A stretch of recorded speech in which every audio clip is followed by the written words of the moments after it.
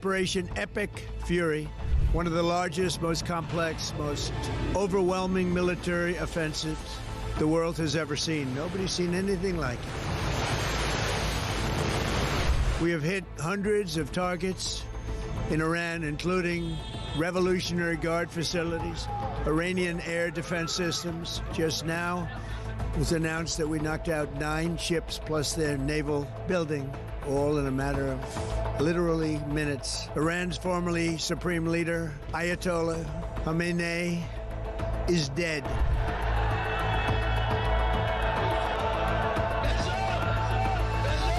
I spoke to you about the situation in the Gulf and explained that the United Kingdom was not involved in the strikes on Iran. That remains the case. The basis of our decision is the collective self-defense of long-standing friends and allies and protecting British lives. That is in accordance with international law, and we are publishing a summary of our legal advice. We are not joining these strikes, but we will continue with our defensive actions in the region. Mr Farage, would a reform government have allowed US forces to use UK air bases for offensive operations in Iran? Yes is the answer to your question. I would have said to the Americans, please do use our bases. We will be supportive of you on this. There were a series of very loud blasts in the area of Dubai that I'm based in. That's in the Marina area. It's a very touristy area, actually.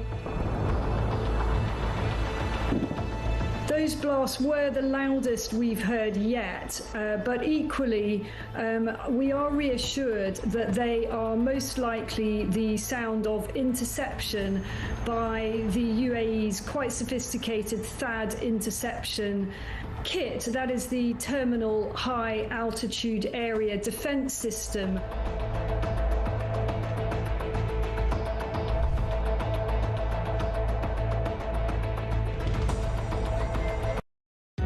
Across the UK, on DAB+, on your smart speaker, on your smart TV, and on your side. This is Talk.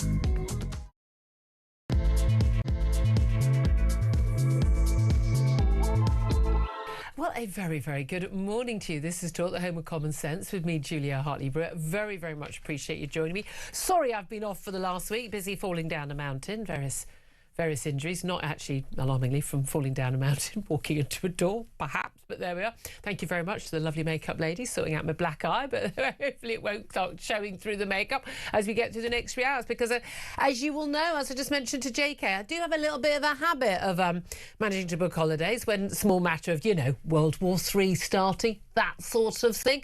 So it's great to be back on air to be able to talk about it, because so much to say, so much to talk about. Developments pretty much, you know, minute by minute, hour by hour at the moment, and there's so much we want to talk about. So whether you're listening on DAB+ radio or on your smart speaker, watching on YouTube or your connected device, thank you so much for your company. Don't forget, if you miss anything from the show, you can go to my YouTube page, The Julia Hartley-Brewer Show. Hit subscribe. You never have to miss a thing. Coming up in this hour, we'll discuss the latest on the US and Israel's war on Iran. Donald Trump's claim that surging oil prices are a small price to pay. Remember what happened when Russia invaded Ukraine and what that did to our energy bills and our economy? Is that a small price to pay? I'd love to hear your thoughts on that. Keir Starmer scrambling to save the special relationship last night in a phone call with Donald Trump. He's been making some comments on a visit today, talking about the possible energy crisis and the war, and we'll talk about that. Oh yes, and Iran has a new supreme leader, and it is Mojtaba Khamenei. Yes, a remarkably similar name to the last one. Oh yeah, it's his son. Of course it is. We'll be talking about all of that. Lots of top experts. You don't want to miss the next few hours. Delighted to say joining me for the show throughout as well as the top experts.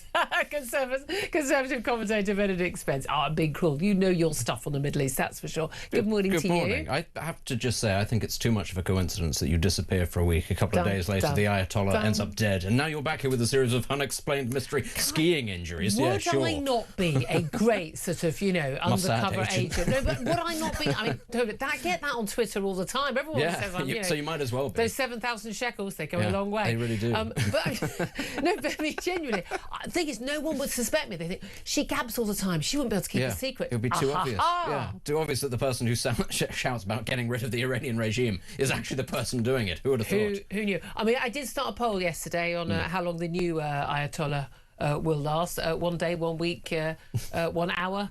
So we'll see, because apparently Donald Trump's not happy with this choice. This guy's not been seen in public. I love the fact they did choose someone. They weren't going to name them so they couldn't be attacked. I mean, you've got to see the funny side of state assassination at this point, do you not? It is. Look, I mean, let's not want to talk about a question I'm going to put out to you today. And as you know, you don't use your rules. You get to decide what you want to call in about.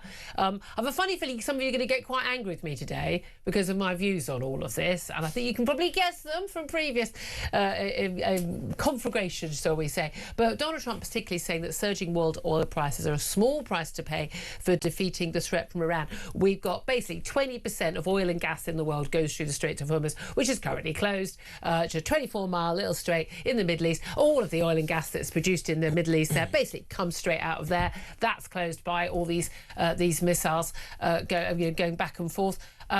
That is going to boost the price of oil and gas, and it's going to affect us more because we don't have any storage, and because we've got idiots like Ed Miliband in charge and the last Tory lot who messed it up as well, their net zero madness. So we're going to be hit hard. We know what happened with the Ukraine war and the impact that had on our energy prices and our economy as a whole. If energy prices go up, everything goes up. It's not just your heating bill. Every single thing is used at some point with transport, whatever, using those fossil fuels. So prices are going to go up. Your mortgage is probably going to go up. Not just personal borrowing, business borrowing, but also crucially government borrowing is going to go up. And then they might have an energy price fix. It's just to look after us like they did in 2022. Who's going to pay for that? The taxpayer through borrowing. So our taxes are going to go up. It's really that simple. This is going to cost us all a lot of money unless it all just kind of goes away in the next week or so. So I want to know what your reaction is to Donald Trump saying it's a small price to pay. Give us a call, 0344 499 1000. Text the word talk in your message to 87222. Get in touch with us on X at Talk TV. Calls are charged at the national rate and text cost $1 standard network rate message. But is there anything else you want to talk about? Give us a call about that as well. Benedict Spence, is it a small price to pay? Well, no, demonstrably it's going to be a huge price to pay for an awful lot of people, especially in Europe, it must be said, because as you just alluded to, Europe has gone down a truly insane path when it comes to energy production, but also food production as well, it must be said. Those are the two big things that are going to be hit first, and then everything sort of follows part of the course. I was reading an interesting thing, actually, the other day, which said that Germany's current energy prices would currently be about a third lower if it hadn't shut down all of its nuclear power stations. The only country in Europe that's probably going to be all right energy-wise is France, because of the amount of nuclear that they rolled out. My view is like, countries, you keep voting for these. They keep voting in the Greens to have a role in government. You keep voting for these idiots. You live to pay the cost. Oh yeah, we do have to accept, ultimately, if you live in a democracy, you, everybody else, and I know that there'll be lots of listeners going, well, I didn't vote for it. Okay, fine. No. But the country more broadly bears some responsibility. We didn't get a choice in 2019 or on this issue. We'll definitely have a choice in the next election. If you still want to go along with this net zero madness, then fair. You deal with the energy price hikes, guys. What I would also say is this is another thing for civil service reform down the road, because, of course, they put massive blocks on anybody trying to do these things. Yeah. But anyway, that's slightly beside the point. All of this that's going on, it's genuinely an incredibly difficult thing to try to, if you'll pardon the pun, war game, because there are so many different permutations for this. Is it a small price to pay? Well, look, the Iranian regime is in a position where it is able to actually cause the amount of damage that it is without nuclear weapons. What is the Iranian regime set on? The eradication of Israel and the spreading of its ideology across the region. This isn't a regime that is just going to sit there and go, we don't actually want to spread or do anything worse than this. Actually, this is what they're about. They are actively seeking nuclear weapons for that purpose. So they're not seeking nuclear weapons to defend themselves. That's what people need to get to grips with. They're seeking nuclear weapons to be able to use them against Israel, against other countries, against the West. I mean, this is one of those countries. These people are nutters. This is one of those countries that does not need a civilian nuclear program. And it's one of the few countries actually where solar power would be a magnificent thing. It would be great. But didn't go for that. Funny enough. But they didn't. No, they wanted the one that you can build bombs as a side product. Funny enough. So, as a sort of a moral perspective, as well as the danger it poses to the rest of the region, there is also the real humanitarian cost to the people that live there, where, let's be clear, people are executed for wanting to go outside with their hair uncovered, or wanting to, hold hands with people that they're not married to or of the same sex with. Now, I don't think that this attack was caused in an attempt to free the people of Iran. I'm much too cynical about that. This is about Israel's defense, not about the liberation. The liberation could be a byproduct, but actually, I think ultimately the Israelis and the Americans would also be happy with the balkanization of the region into smaller states, which is not necessarily going to liberate people. However, we in the UK, are we actually in a position to contribute to this? No. That's the long and short of it. And I hear what Donald Trump is saying, what the Israelis are saying, what the Emiratis are saying. No point joining in after we've already won. Yeah, I mean, not exactly Winston Churchill. The reality is there is nothing that we can gain or even really contribute to this beyond what we're currently doing. The embarrassment is that we weren't able to defend our own assets and that we dragged our heels on allowing our allies to use assets that we had already agreed that they had the right to use. There's no point having a Diego Garcia US base if the US can't use it. Exactly. Yes. Or if we can't defend Akrotiri ourselves, what's the point in us having it? And let's be very clear here, EU countries are going to start pushing on this. This is going to be the next EU wedge issue where they try to punish the UK. They, Germany, France, all of them, they'll start saying, look, the Brits can't defend Akrotiri, they can't defend Cyprus, so it'll have to pass to an EU country. That's the next thing that's going to happen. We'll probably give it to the EU and then we'll pay them for the benefit of it. In return for some fantastic scheme. Is this not a massive wake-up call? Look, again, I'm with Tony Blair on this stuff, and again, people go, oh, the Iraq war. Well, I give you Syria. You know, I raise you Syria. I mean, for goodness sake. But again, we've got to remember, Iran and Iraq are not the same country. They begin with the first three letters. That's it. They're completely different countries. Iran has a much more, it's 70% secular for a start. Yeah. It's not full of people living in sodding mud huts who are completely radicalised. No. Actually, that is not the vast majority of the people in Iran.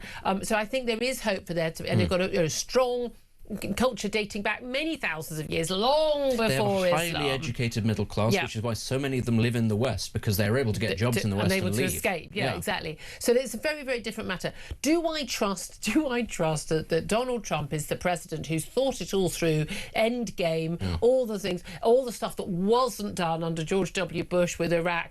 No, I don't. However, they've made it really clear. We're going to get rid of Ayatollah. You can have it. It's like the Maduro thing. You can have any regime you want, unless it's a regime that is a threat to Israel, which is a Western ally. Sorry, but it is, and is a threat to America and to the West. And that's the end of the matter. It is as simple as that. When people, this is my thing. Is it a small price to pay? No, it's not. It's going to be, as you said, it's going to be a huge price to pay.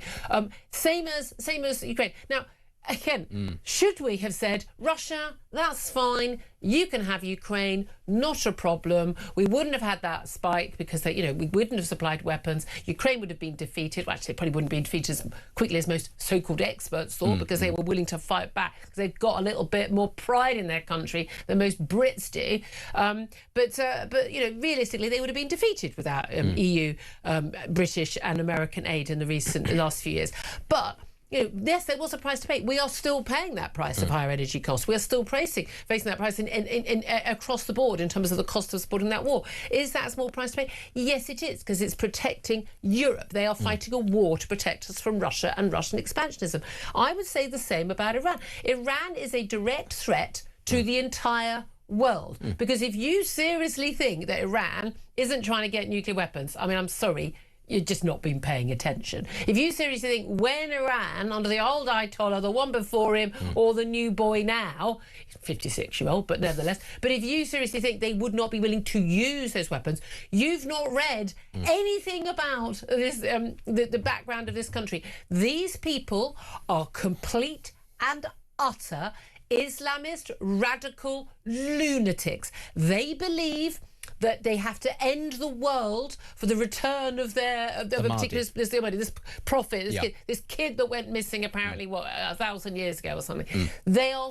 I mean, I'm sorry. I'm going to say this as an atheist. They're insane. They are a danger to their own people, as we saw. And anyone saying, "Oh, isn't it awful? Oh, some children got killed in a primary school, a girls' school that happened to be next to an IRGC base."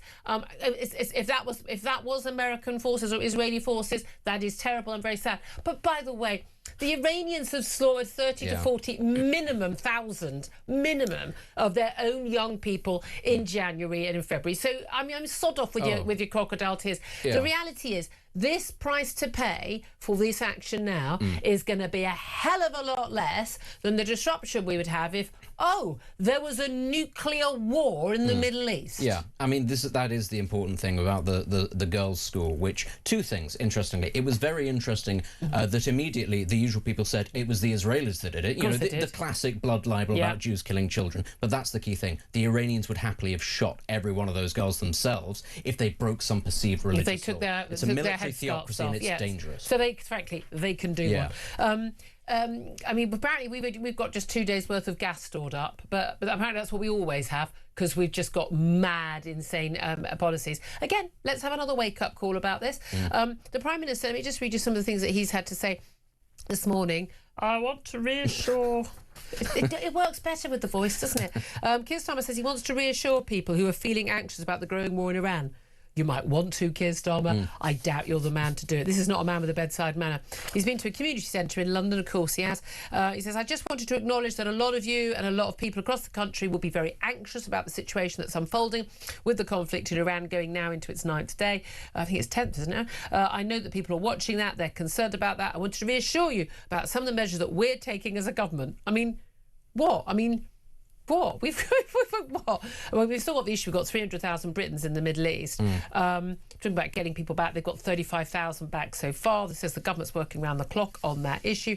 And he said it's really important that decisions about the UK military are made by the UK Prime Minister. They gets to decide when our military is used. Fundamental principle, apparently. Except it would appear that actually Ed Miliband last week helped decide this. Not last time I looked, I don't think he was elected Prime Minister. No, in fact, he was soundly rejected. Yeah. That's the only time he's ever been in front of the public, and they went absolutely not. Listen, Keir Starmer actually has in his lap an opportunity for, you know how every 6 months he does a reset and then it all goes horribly wrong the next day? He does one every month. He has the opportunity for an actual reset here. He has the opportunity to announce that actually they are going to be rolling back on things like net zero. They don't even have to go the whole way, but say in the grand scheme of things, two things here. Armed forces and energy independence, and say, listen, I know that this is going to upset lots of people, but this is an emergency and I'm acting in the national interest. And people would respect him across the board if he did the brave thing right now and said there will be an actual review, an uptick in spending on the MOD and on things that need to be built, you know, not useless Ajax troop supports that don't work, but actual things that need to be. That will create jobs in the UK, especially if you're reshoring a lot of it, and energy independence. A push for that alongside net zero if that's what you want to do, but just saying, listen, we're going to be lifting taxes and all that sort of thing. Two little things. But he could do that. A, he's not going to do it. Exactly. And B, I mean, or you could say, hey, you know what? We're going to have to cut that welfare bill by a third because we need to pay for those defences. Well, that's going to go Even the defence pledges we've seen. And again, and I hold this against Karen and Osborne as well from 2010 onwards. I know that things were tight. But and also, by the way, the defence chiefs over the years, okay, it's all very well. Oh, we're now speaking out, you know, after leaving office. And again, I get it's very difficult to speak out when you're in office. But, oh, my God, we've supposedly got these, you know, top military, we've got these top civil servants in the MOD and the like. Just quietly allowing, you know, every single one of our frigates and God knows what. I mean, I don't know all the terminology. I don't pretend to be. You get these blokes saying, I love Type 23. What's that? They don't sodding know. But they don't. They're all BSing, most of these people. But you know, the military do know, and they know. You know, you need to have. You know, you've got 6 of these. You know, was it only one's supposed to be in port at any one time on maintenance, and we've got 5 in port. Sorry, something's going horribly wrong, and we need to deal with it. It's the same with the Trident deterrence system, by the way. In case anybody's interested, half of it isn't operational, and when we test fire the missiles, they don't work either. We don't do enough because test it's firing, too expensive. Let's talk about the latest Ayatollah, because we had an interim leader, didn't we? He lasted only a little bit of time. I'm thinking people are going. Wonderful moment at the BBC said an 80-person council elected the new Ayatollah. 80 person. I'm going to go with 80 man. Yeah, I'm going to go out on a limb. 80 theys. 80 they thems. 80 they thems. Non-binary clerics. Have decided on an Yes. it that's going to be the Ayatollah. I mean, it transcends gender. It does, absolutely. But it's the dead Ayatollah Khamenei's son, Mojtaba Khamenei. He's been named... I'm going to do a bit of that. He's been named Iran's new supreme leader, which is weird, because, I mean, fun fact, Iran has had as many female leaders as the Labour Party. And no, Harriet Harman and Margaret Beckett don't count. They were acting leaders. It's another Nepo baby. It's appalling. There's no meritocracy anymore in the world. It's just who you know or who you're related to, honestly. I thought Iran was much more progressive than this guy is supposed to be pretty hardline. Oh, I mean, there's been a picture seen of him in 2 years or something, but even if he wasn't pretty hardline, his dad's just been whacked by the great Satan. His father, mother, wife... do we think he's going to be in a particularly chill mood? No, but this thing, it's amazing. The reporters are saying at the moment, or the broadcasters saying, he's unlikely to want to negotiate. No, he doesn't have a choice. And this nonsense that with these negotiations ongoing, they're taking the mick. You don't negotiate with terrorists. That's what they are. These people will lie and do anything. They've been negotiating on their nuclear power, nuclear weaponry and development for years. It's all a lie. It's all just a con. You don't negotiate with these people. I think Donald Trump, and more importantly, I think Netanyahu is completely right on this, because they face an existential battle when it comes to this. But do you think anything changed with this new guy, or is he just basically it's a new game of whack and Ayatollah, isn't it? I don't think anything changes with this guy. I think there are elements within the IRGC that are more practical than others. This is the thing to remember about Iran. It's actually very decentralized in terms of all of its hierarchies and its structures, precisely so that if you take out an Ayatollah, the system doesn't collapse. As we've seen with these attacks on Oman and everywhere So there are some elements that are going to be more pragmatic, more practical. Ironically, one of them was just taken out by the Israelis, but that's beside the point. There are others. The question is who actually holds the majority of the cards, because other parts will continue regardless. Let's say a pragmatic faction of the IRGC takes control. That's not to say that other more radical factions of the IRGC who are in control of other areas of defence don't go, hang on, no, we don't want to negotiate, we're going to carry on firing stuff off. That's the slight issue that you have here. And that's what we've interesting. The key thing here is all about the nuclear timeline. Is it still ongoing? You suspect it probably is, actually. And when Donald Trump said, I think this war could be over in 4 weeks, that really stood out to me, because I was kind of sat there thinking, that sounds suspiciously like a window in which you might be trying to make the jump to fully enrich uranium, at which point you can load it onto a warhead. I don't think it's so much, it'll be done in 4 weeks. I think we've got a 4-week window to get a lot of destruction done and out of the way, and But the really key thing here is that the people say we're not quite sure about what the war aims are. Donald Trump, on the night of those attacks from Mar-a-Lago, in this situation room set up there, he made it really clear what those war aims were, which was to stop the nuclear capability, stop the threat to the neighbours, and stop the threat to America as well. Bearing in mind, if you want to be a regime in the Middle East, you want to say death to America and as 2 assassination attempts on Donald Trump's life, then I'm sorry, that is what is going to happen. He's made it very... He said, look, for people of Iran, you can rise up, this is your opportunity.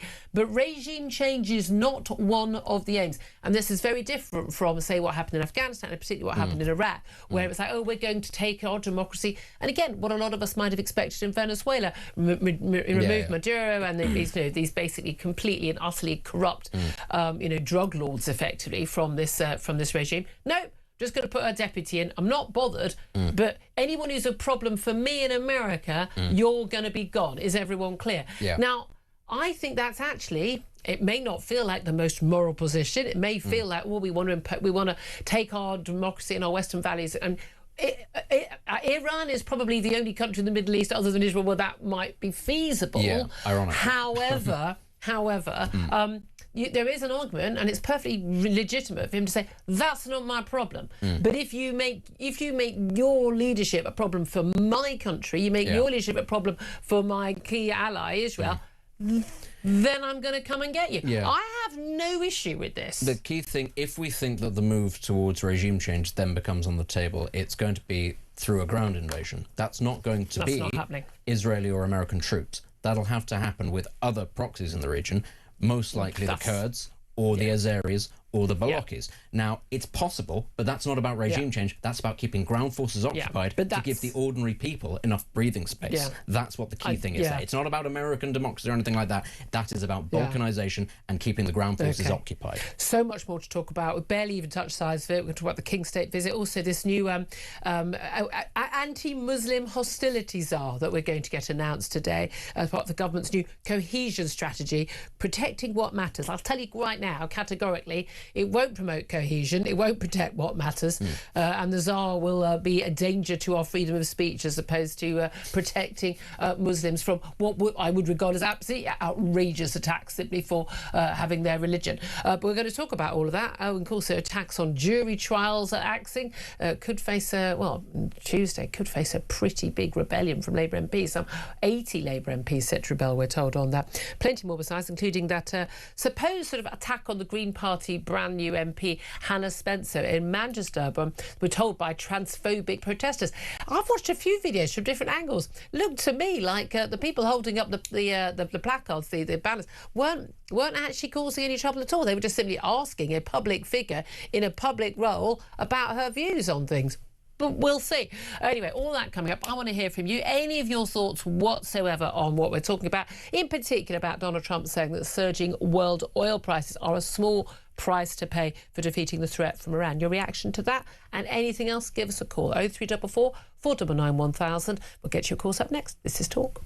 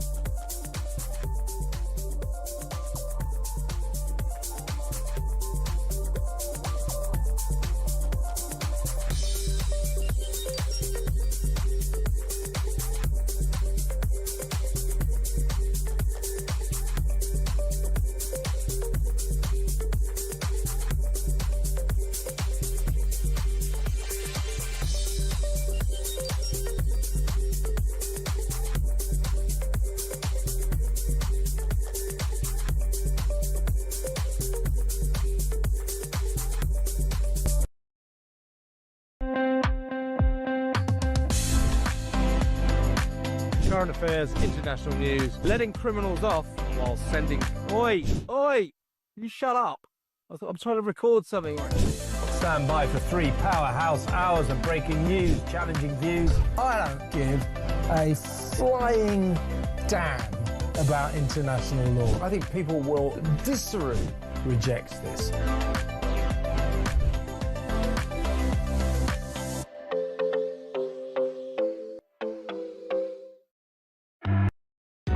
Across the UK, on DAB+, on your smart speaker, on your smart TV, and on your side.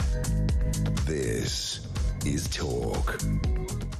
This is Talk, the Home of Common Sense. 10:27 is the time. Let's get straight to your messages and your calls coming in, particularly about Donald Trump saying that surging world oil prices are a small price to pay for defeating the threat from Iran, particularly the nuclear threat. Ian's got in touch, says, unfortunately, Donald doesn't have to pay my £150 per month electricity bill. This is a fair point. I mean, I imagine that bill at Mar-a-Lago is quite high. And that gold sort of palace inside Trump Tower. Chaz, what happens to not interfering in foreign countries? Again, I think his point is I don't care about what happens in the country. He doesn't care about the Iranian people. I don't think he cares about them at all. He's making don't care about the Venezuelans, don't care about anybody. But if the leadership threaten me... threaten America, which they clearly do. Grant says we've had Miliband's lunacy create some of the world's highest energy prices during relatively normal times. Watch Labour go into hiding. We're on our own. Good luck, everyone. Alexander says so much for America first. And Peter says let the rich oil barons take the hit and keep the prices the same. Trump would be an instant hero to Americans. Oh, he would. Don't think it's going to happen. Let's go to Alan, who's in Salford, wants to have his say. Hello, Alan. What do you want to tell us? Yes, hello, Julia. Hello. I've just been watching the lapdog of Europe speaking again. The art of language now, gentlemen. Language. Sorry about the arse. Apologies. Say it again. Apologies, everybody, for that language from Alan. Of this country. Yes, he was saying that this country's doing well. We're resilient, and we're a diverse country. And then he started talking about the oil prices, but we know what that means. Yep. They can't balance a budget. They're banging the prices up anyway. So he's just using it. He's burying it in bad news as usual. Well, they will try and use this as an excuse for how bad things do get on the energy front, but it was already bad. Bad news, don't it? All the things that need to be talked about are buried now, aren't they? The Great Gang cases and stuff like that. But on this Iran, this Iranian. They're Nazis. They're actually Islamic Nazis, and they should have been finished a long time ago. Jimmy Carter was the one who really should have done it when they kidnapped those people. They took hostage, He should have gone in there and wiped the floor with them. We wouldn't have had this now. We'd have had none of this nonsense.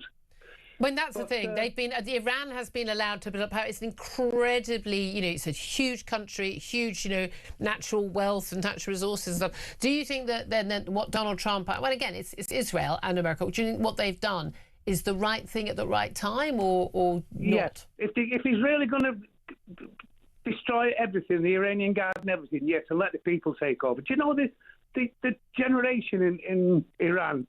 I think that between 50, up to 50, there's about 40, 50%, and 60% of young people there. They want freedom. They don't want anything else but freedom. Yeah. We're free now at the moment. Well, we are. We was, but we're freer than them. That way we're not. But that's for sure. That's for sure. Yeah. So you think it's been worth it, and it will be worth it. And will you still be saying that when your heating bill doubles? Yeah, but it's going in now. It's going up again, isn't it? Yeah. So. But what he should do, this net zero, he should scrap it completely now. It's going to cost us £800 billion over the next 20 years. No, it's not. It's going to cost us way more. I mean, genuinely, way more than that. That's the reality. It's going to be ridiculous. Alan, thank you very much indeed. Let's go to Ian, who's in London. Hello, Ian. What do you want to say? Good morning, Julia. Good morning. Now, I'm just going to play devil's advocate. And argue the Iranian regime's case. Yep. Because no one else is doing it, and there doesn't be any balance. Right? In 1950, sorry, wait a minute. Did we need to have someone argue Adolf Hitler's case during the Second World War? No. Just checking. Just checking. It's really not the same, honestly. Look, in 1953, the West deposed a democratic leader, Mohammad Mossadegh, to take the oil and supply Israel with oil. Yep. We installed the Shah, who looted the country for personal wealth. I agree with all of that. And his personal elite. He was overthrown in 1979, and ever since then, sanctions were imposed. Then we had the Iran-Iraq war at the connivance of the West, and we supplied... No, that wasn't at the connivance of the West. Oh, I think you'll find it was. It wasn't. Okay, carry on. Let's get all the files released from Washington, we'll find out. And that's how WMD found its way into Iraq, with gas and stuff like that, and chemical weapons. I mean, that's it. The reason why the West thought that Iraq had chemical weapons is we'd supplied the sorting things to them. Yeah, and because we got the receipts. Yeah. Now, Israel has nuclear weapons, while Iran does not. Israel doesn't threaten all of its neighbours. Israel has nuclear weapons. They've never admitted to having nuclear weapons, but we know they do. I'm only being devil's advocate. Yeah. Okay. Yeah. Sanctions continue to foment internal dissent within in Iran because they got nothing to eat, whatever, because of the world sanctions. Well, that's actually mostly it's down to the corruption and the incompetence of the regime. I'm still being devil's advocate. Now, there is a nuclear generation technology that doesn't produce weapons-grade material using thorium. So I don't know whether that's been sold to them. Anyway, come on, get to your point. Get to your point. Come on. I know. And there are 4 nuclear reactors operating in the United Emirates. Now, seeing that from that point of view, the optics are not good. And the hypocrisy of the West's relation with Saudi Arabia and Israel is not lost on them. I don't see what. Yeah, I mean, I know you're playing devil's advocate. I don't see what's hypocritical. It's really, really simple. Do any of these countries pose a immediate imminent threat to either their neighbours, as we've seen with the bombing of numerous Middle Eastern countries over the last week, or to the West. Yes, those countries don't, and Iran does. That's all you need to know. Well, now you found the hole in my argument. And it's a very big crater-sized hole caused by one of those weapons, isn't it? Ian, I'm going to have to leave it there. Thank you very much for your call. Let's go straight to a break. Then we're going to be talking to former Security Minister, still Conservative MP, Tom Tugendhat. This is The Talk.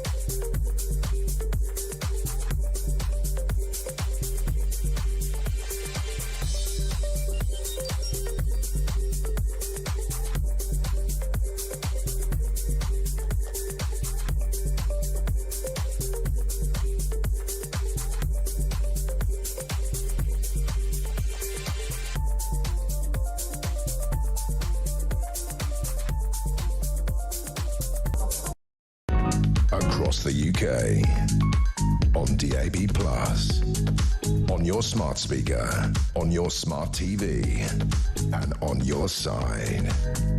This is Talk.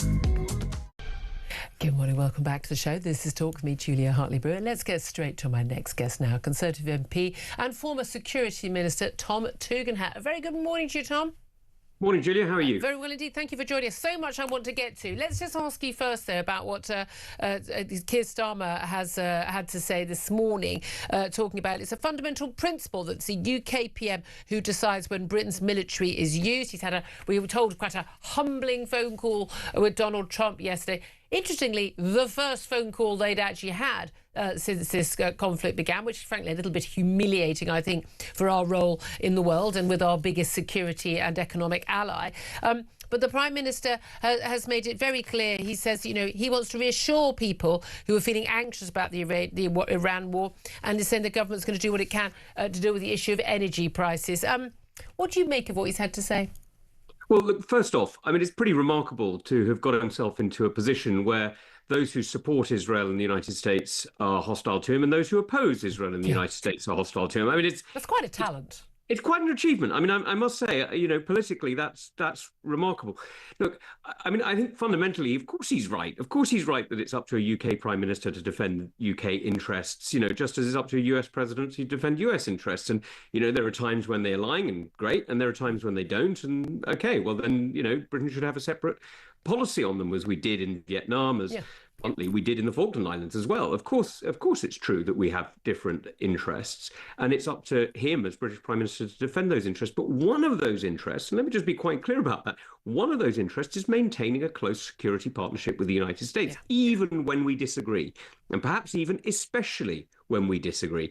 It's perfectly possible, and in fact, I disagree with the United States and Israel on striking Iran. I wouldn't have engaged in this action, but nor would I have stopped them using our air bases. Why? Because I can see that they've got a perfectly legitimate, lawful use or lawful argument for attacking. I happen to think it's unwise. That doesn't make it unlawful.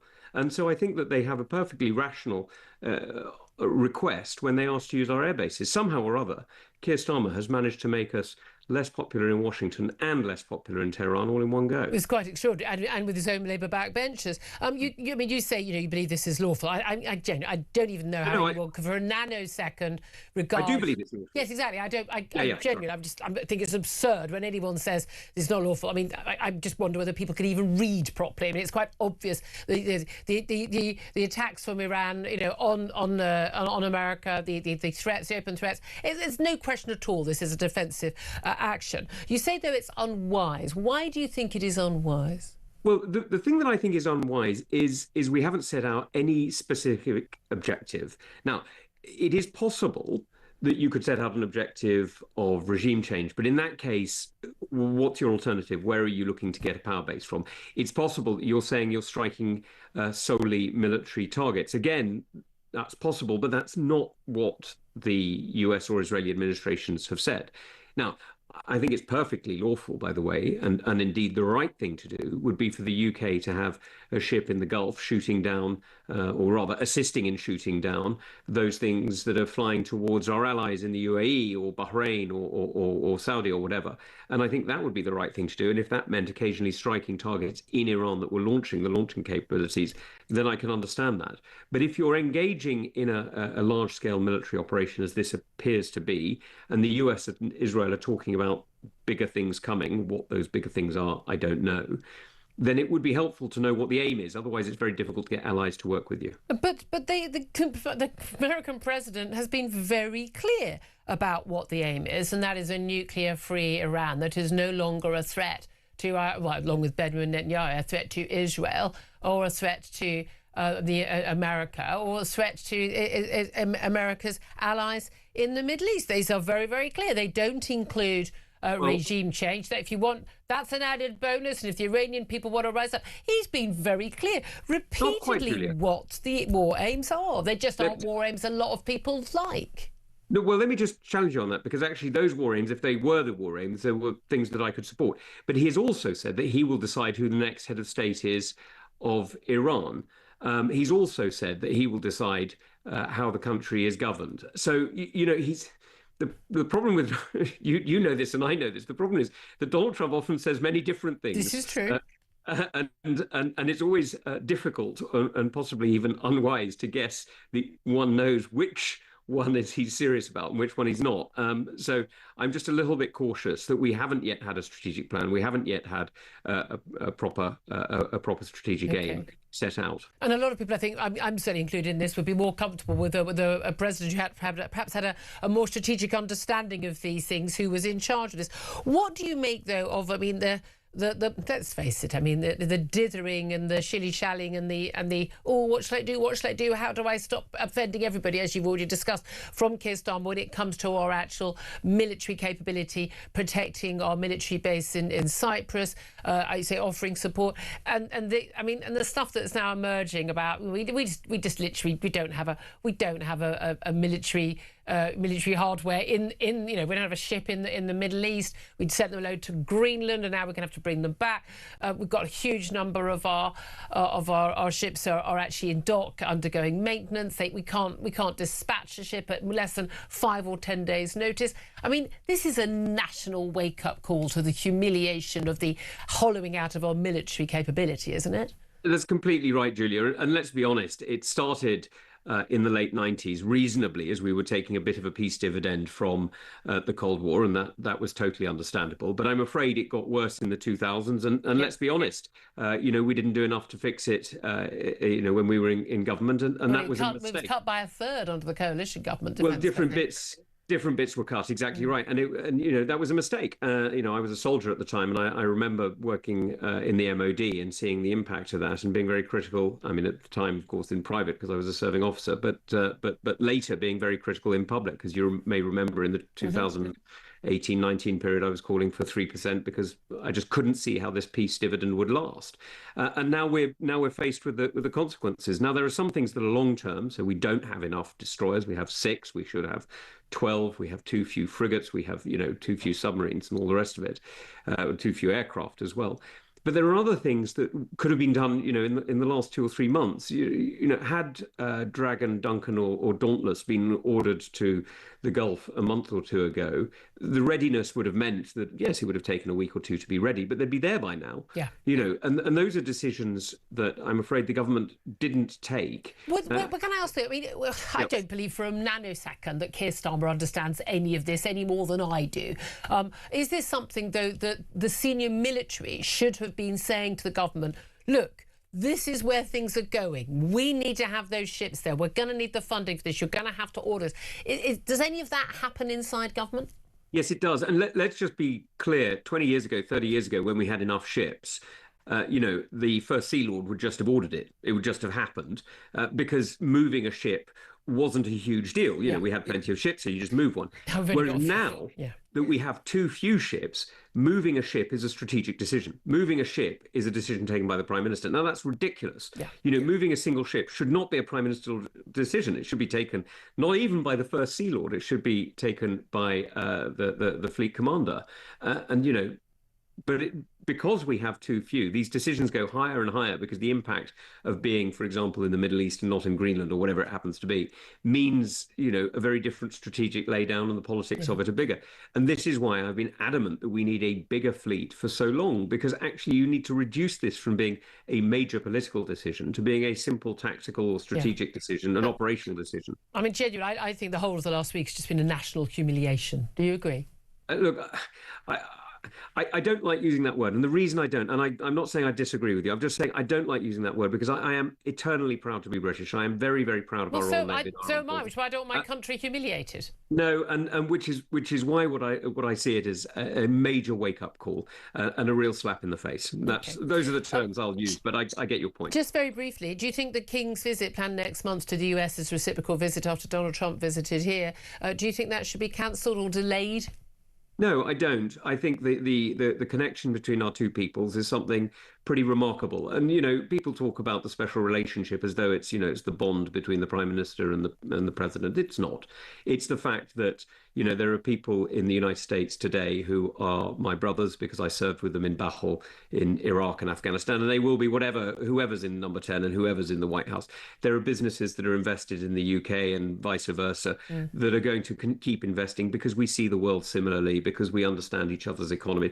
The reality is the special relationship is nothing. I mean, of course it includes the military and of course it includes security, but it's the fact that fundamentally we are very, very similar. We understand each other's lives, as it were, and we share, broadly speaking, an outlook, and that's what the relationship is, and that's what the King is celebrating. And just finally, again, also briefly, there's been calls from MPs and peers for the Home Secretary to ban a planned sort of pro-Iran march. We've already seen, university societies and others sort of mourning the death of the last but one. We had an interim, now we've got a new one, his son, Ayatollah Khamenei.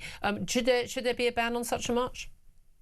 Look, I find the idea that anybody would want to protest in favour of people who murder a rape victim because she was raped. I mean, just astonishing. And a teenage girl, exactly right. A teenage girl who was raped was hanged for the crime of being raped. I mean, it's extraordinary. I mean, that's how crazy these people are.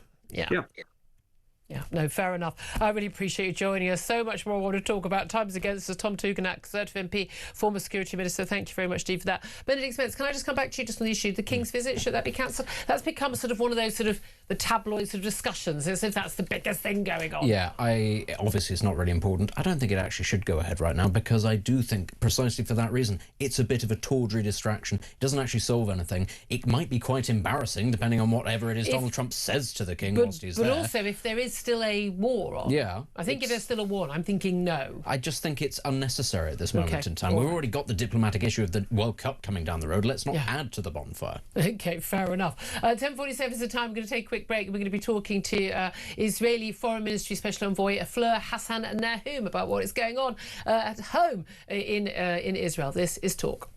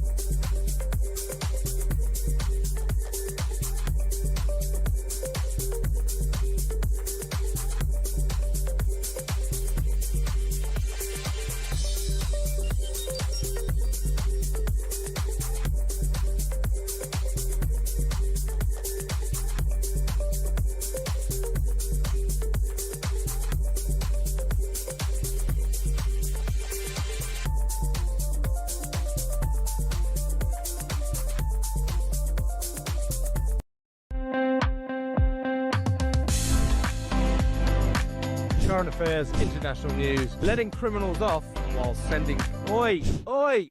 You shut up! I'm trying to record something. Stand by for 3 powerhouse hours of breaking news, challenging views. I don't give a flying damn about international law. I think people will viscerally reject this.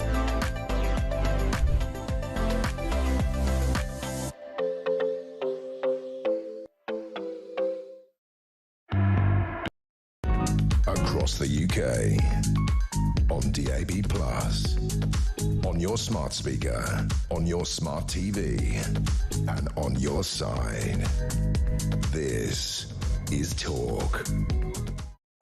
Good morning, welcome back to the show. 10:49 is the time. Let's talk right now to the former Deputy Mayor of Jerusalem, now Israeli Foreign Ministry Special Envoy Fleur Hassan-Nahum. A very good morning to you, Fleur.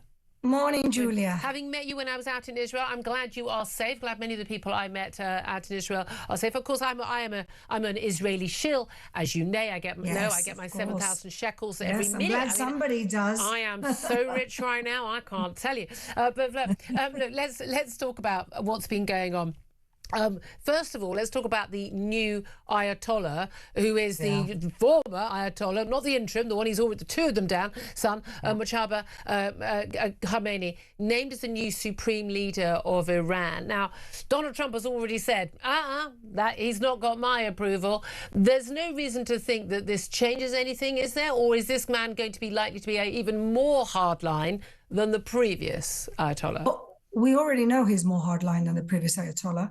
He was very involved in the cruel quelling of the protests a couple of decades ago, as well as the Women Life Freedom protests, where he imprisoned and ordered the rape, the torture, and the murder of hundreds of women. So we know he's worse than his father. That's even possible.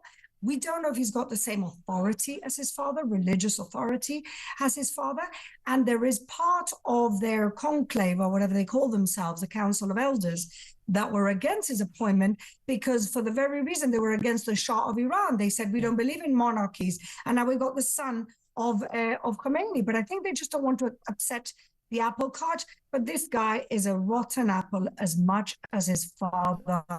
Well, realistically, given the tentacles of Israeli intelligence that we have seen over the last few years in Iran, unlikely to last very long. In terms of how long, hopefully not. Well, exactly. I'm good with that. I'm not going to lie. In terms of how long this is going to last, the President of the United States has said, it's to be 4 weeks. He said, for instance, that it's a small price to pay as the oil and gas prices have rocketed as a result of this war.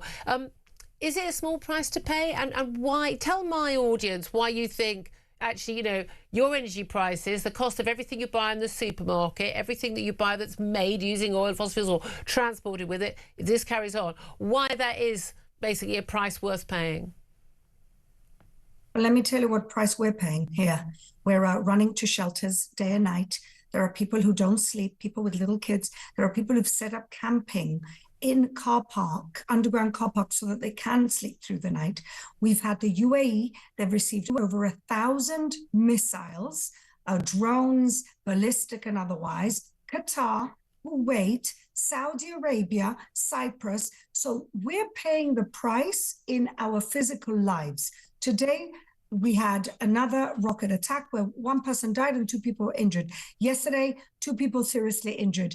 Last week, 8 people died, and amongst them 3 children. So we're paying the price with our lives. And the reason why we're paying the price is because the Islamic Republic of Iran is the Hitler of our era. It is not me who knows, but the whole of the UK, that they foiled 20 attacks in the UK. We're talking about the IRGC, which, by the way, has not been prescribed yet in the UK, which is something I'm shocked about. They are attacking Europe. They have cells in South America. If people can't understand, when people say, why didn't the world see what was going on with Hitler in the 30s? And why did we have to get to a Second World War? Well, there was one guy who did see it, and that was Churchill. But everybody else Everybody else was on the side of Chamberlain, who came back and saying we have peace in our time. This is what we're dealing with right now. The Islamic Republic of Iran is the Hitler of our generation, of our era.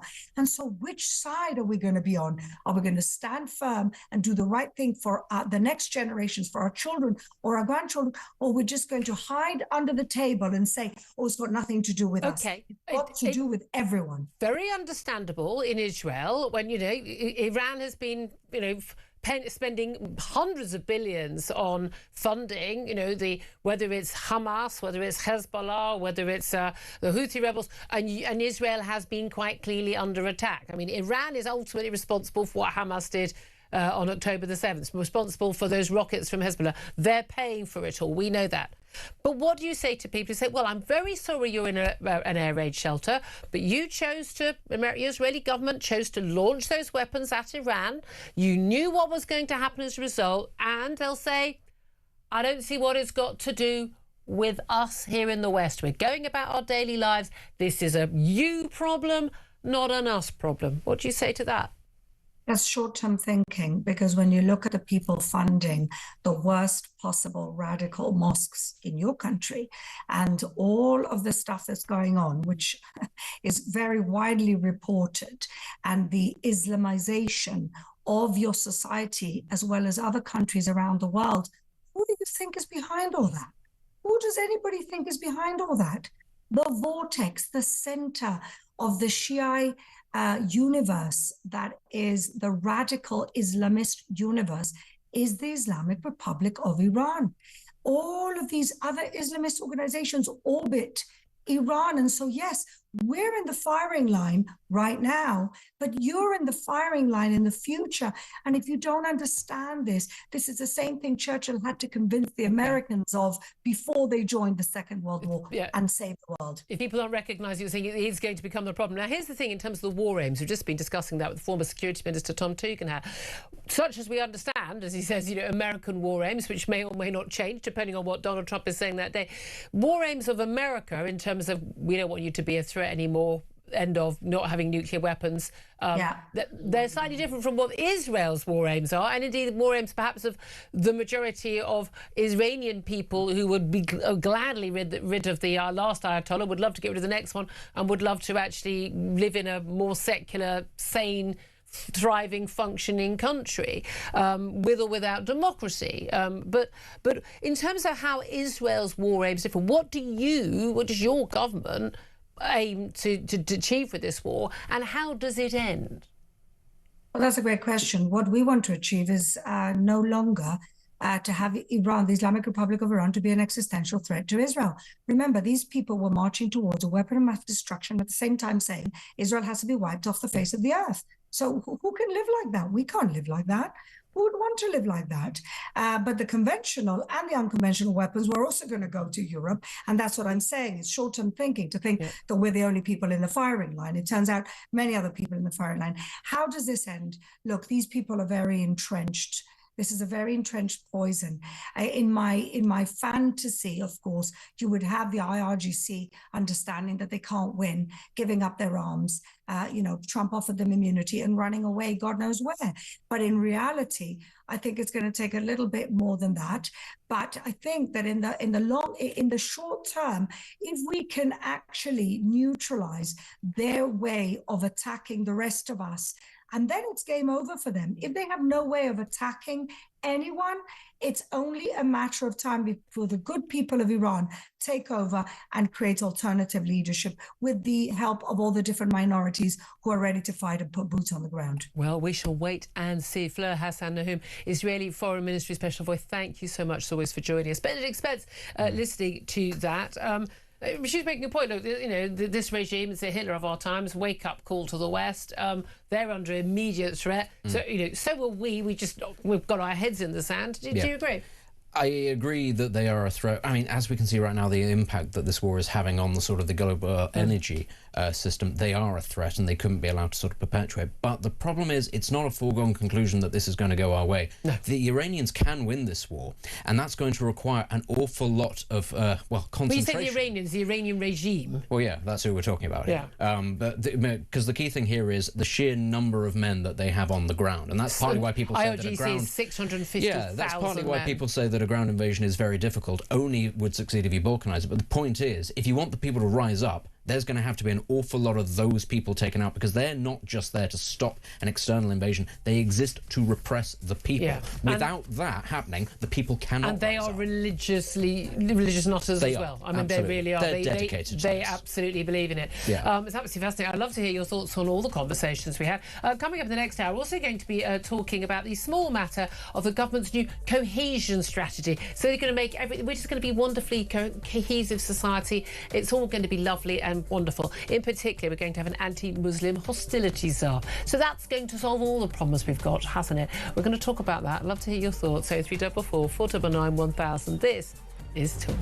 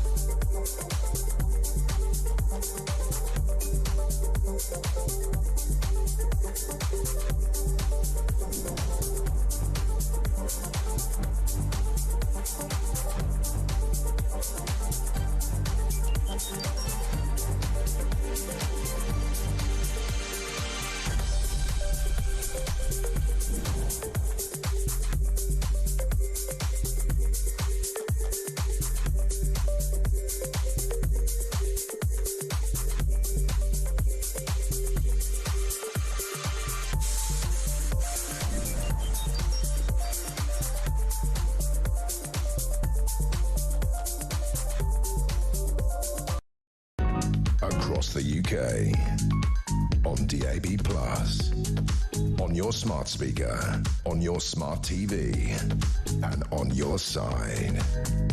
This is Talk.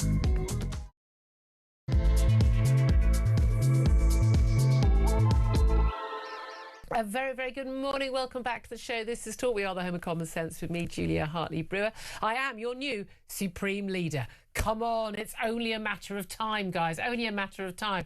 Anyway, whether you're listening on DAB+ radio or on your smart speaker, watching on YouTube or your connected device, thank you very much indeed for your company. Don't forget, if you missed anything from the show, we had a rip-roaring first hour.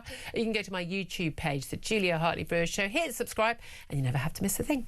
Obviously, we're going to be discussing in this hour the latest on the US and Israel's war on Iran.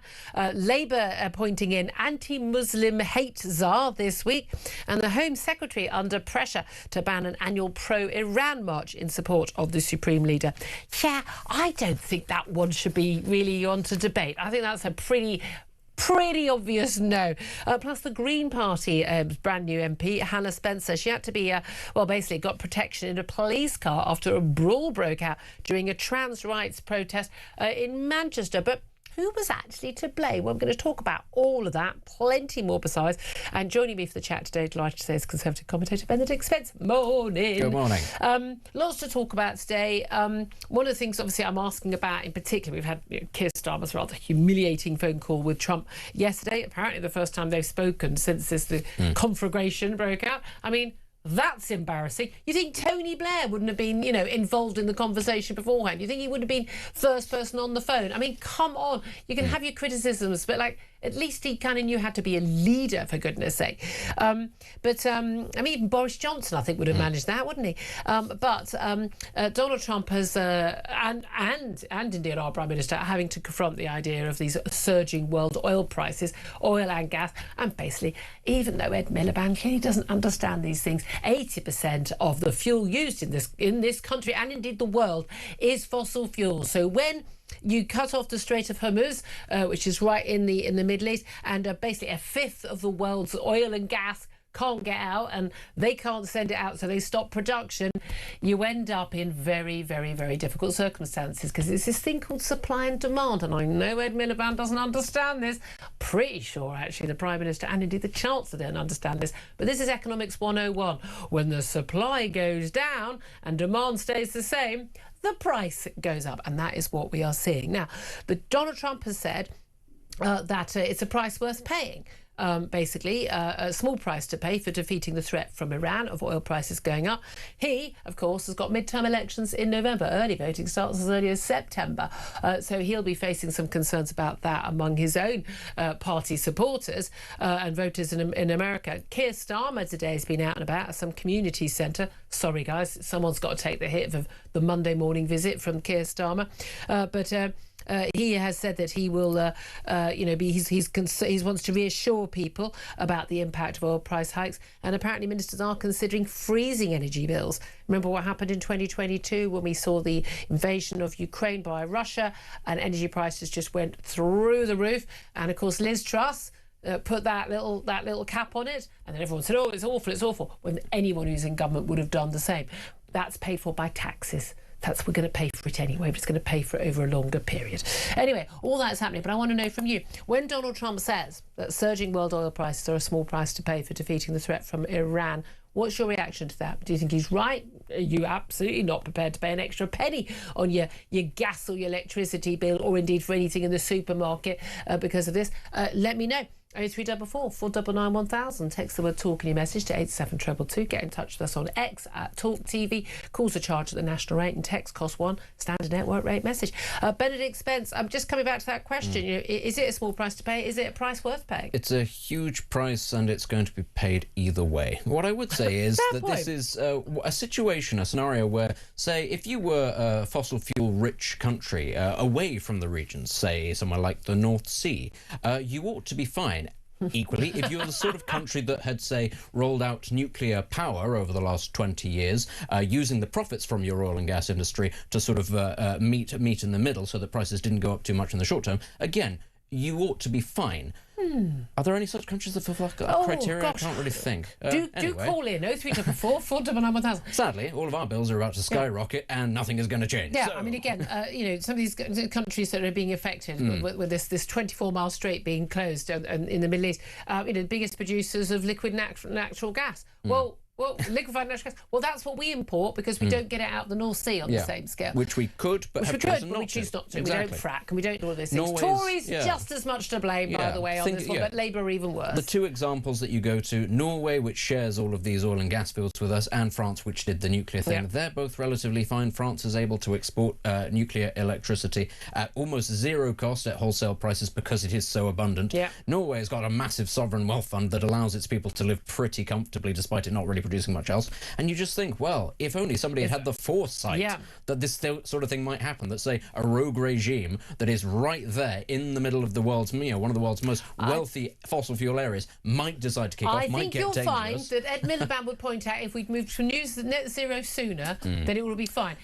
Because apparently Ed Miliband, totally and utterly unaware of the fact you can't make concrete or steel or warships or fertilizer or food with just solar and wind power. Apparently he's literally the person in charge of this and doesn't know this stuff, which I find, I'm not going to lie, a little bit scary. Listen, I know that we're not a tyrannical country and we don't go in for big, unusual punishments for people, but I will vote for whoever promises to take every single person who has trashed the oil and gas sector in this country and stymied the rollout of nuclear power, takes them all, puts them on a ship, sends them to South Georgia to be banished there forever. Guys, there's lots of wind in South Georgia. Let's build your utopia there. Fill your boots. I'm very much with you that all the people who voted for net zero and support all this, if you think the world's going to, disaster, and that's what you believe, absolutely fine. You'd pay for the energy hike. The rest of us will stay on the old tariff. Thank you very much. As you say, it's not going to be a small price to pay. It's going to be a big price to pay. This is going to hit Trump. It's also going to hit Starmer. But in the same way as, again, the invasion of Ukraine, that caused the massive inflation, the massive hikes we saw with energy bills and everything at the supermarkets. Remember, 11.1% we got to with inflation. And again, Labour were very big on this is Tory inflation. But it wasn't. Whoever had been in charge would have seen that. But the other thing is this is going to also ramp up interest rates. We're not going to see interest rate cuts as we've been expecting over the next few months. And again, who pay? It's not just your mortgage. It's not just the businesses that have got loans. It's also going to be the government who what is it? 110 billion quid a year we already spend just to service the interest on all it. We're not even paying off. This is even worse than those student loans under Plan 2. I mean, this is how bad it is. You ain't never paying that off. So when those interest rates go up, poor old Rachel Reeves, as if we shall feel sorry for the chess not champion, Rachel from accounts, she's going to face even worse problems because of this, because of course there isn't going to be any money spare. Do you have any sympathy for them at all? No, I don't, actually, because they are all part, as much as they might try to differentiate themselves from the Tories, they're part of the same political elite that have the same worldview. Absolutely, couldn't agree more. In terms of, I've been off for the last week, falling down mountains, and as I say, I want to say a big thank you again to Marta in makeup department who managed to. I've got a shiner, not actually from falling down a mountain. It was a troublesome door, and I was sober, and that's my story, and I'm sticking to it. But thanks for great work, Martha. Appreciate that, hiding it for me. But I think going on the YouTube with a shiner, not a good look. But I was watching it from afar because I always like to take a week off when World War III starts. But I'm watching it from afar. It's just extraordinary to see just this national humiliation being played out. Keir Starmer can't decide. Donald Trump, okay, look, he says a lot of things, but Donald Trump basically saying, Winston Churchill, we knew that, but then also saying, look, we don't need you to join us now. When we've already won the war. And by the way, Emmanuel Macron has just arrived in Cyprus amid amid the Iran war effort. But he's going to Cyprus. Our Prime Minister isn't, after our military base was hit by Iranian attacks. This is going to happen. The next thing that is going to happen is EU countries are going to start putting a lot of pressure on the UK to relinquish those bases to be given to an EU country. That's going to happen. There will be, artificially created protests on Cyprus from paid protesters to turn up saying Brits out of Akrotiri, we want decolonisation, all that sort of thing. It's going to happen because that's the playbook. And the problem is our Prime Minister, our government are weak enough to do that, to go along with it. If they think it'll make ties with the European Union easier, they'd be more than happy to do that. It's the sort of thing. All that I would just say finally is I'm really happy that Argentina is a basket case right now, because if they were inclined to invade the Falkland Islands, I do not believe our Prime Minister would defend them. That's the position that we're in. He would not do it. He'd pay to give them away. Normal things. I've just been handed breaking news. The AA. Now I've got a lot of time for the AA. Edmund King, president of the AA, he's regular on the show.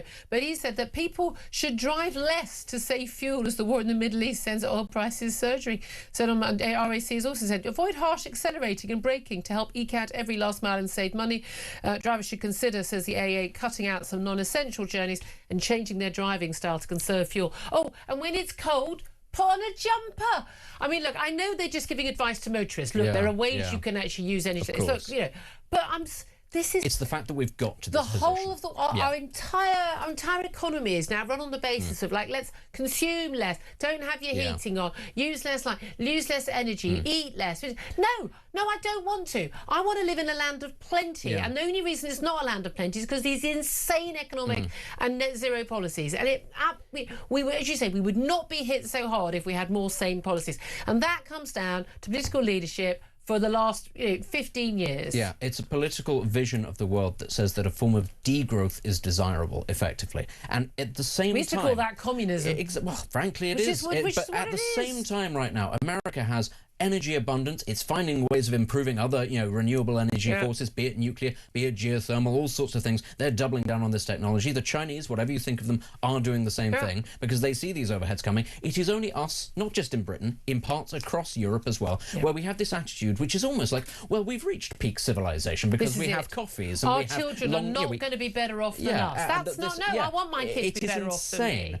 that this bloc, of which we have, even though we voted to leave it, we remain very much culturally, I believe, politically, part of it, our leaders have not left. They're of the same mindset that we are looking at the rest of the world, and we're seeing other countries storm ahead of us, and our attitude is we need to regulate, we need to slow this down, buddy, change. Oh, I don't like the sound of that. All of this sounds and you do know that oil and gas, it explodes, don't you know? It's quite dangerous, and what we actually need is a nice, really consistent way of living that just means nothing ever changes and we can maintain control over it. Oh, but by the way, let's open up the borders and import millions of people because we're not having enough children. Well, let's come to that. We're going to talk about that in just a couple of moments with Toby Young, Lord Young from the Free Speech Union. But the government today, it was leaked to Tim Shipman at The Spectator at the end of last week. They're going to publish their new cohesion strategy, Protecting What Matters. And it's being published today. It includes setting up a role for an anti-Muslim hostility czar. Out of curiosity, is he therefore in charge of all the anti-Muslims, or is he against it? Because I think the framing of this is actually rather poor. It's very difficult to keep up, isn't it? But we're talking about basically it's a 47-page document, and it wants that anti-Semitism is becoming normalised in the UK, really, as well as anti-Muslim attitudes. But also it's accused right-wing groups of using the Union flag and the cross of St George as tools of hate. I don't think flying a national flag is a tool of hate unless you're doing it to people who really shouldn't be here, frankly, because if you've got a problem with the flag, you shouldn't live in the country. Thank you very much. But he says, for many people, they say, Britain's historic social cohesion that has kept us united in the face of adversity is now under threat. For many people living in the UK, the changes brought about by mass migration have been too much, too quickly. This is a fascinating bit, leaving people feeling as though they are losing their local and national identity. But they're not feeling it. It's happening. It's actually happening. They say in fact, integration, they say, is a two-way street, calling for respect for different cultures, but newcomers have a responsibility to engage with and embrace what it means to be British. No, it's not a two-way street. Yeah. No, that's not. putting the blame on us. That's what that's doing. It's telling us. And it's not like, you eat, I don't know, you eat spicy food, or someone eats fish and chips, or you're from France and you like snails. I can respect that, that's fine. I don't have to respect all of other people's cultures. If your culture means that women are second-class citizens, or have to cover their faces, or that gay people get killed, or that Jews are evil, or that Jews are... No, I don't respect your culture. No, sorry. Honestly, the way that this is framed, and of course you can see that it's downstream of the idea of multiculturalism, this idea that actually all cultures are kind of equal.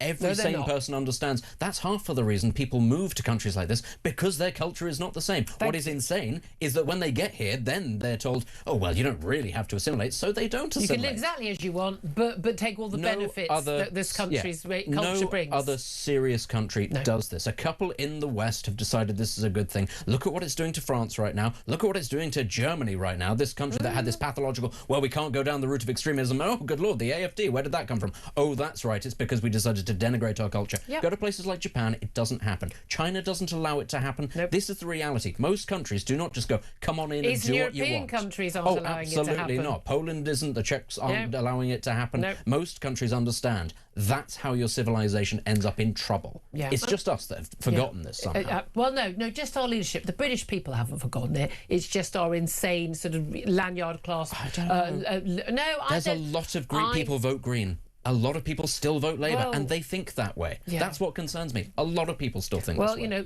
we're going to talk about the Greens a bit later. Good luck with that, I say. Anyway, 11:18 is time. I want to hear your thoughts on this. 0344 499 1000. Text us on 87222. Get in touch with us on X at Talk TV. As I say, calls are charged at the national rate. Text costs one standard network rate message. We're going to get to your calls just after about 11:30. Up next, we're going to be talking to the Conservative peer, founder of the Free Speech Union, Lord Toby Young, about that new anti-Muslim hate czar, and plenty more besides. This is Talk.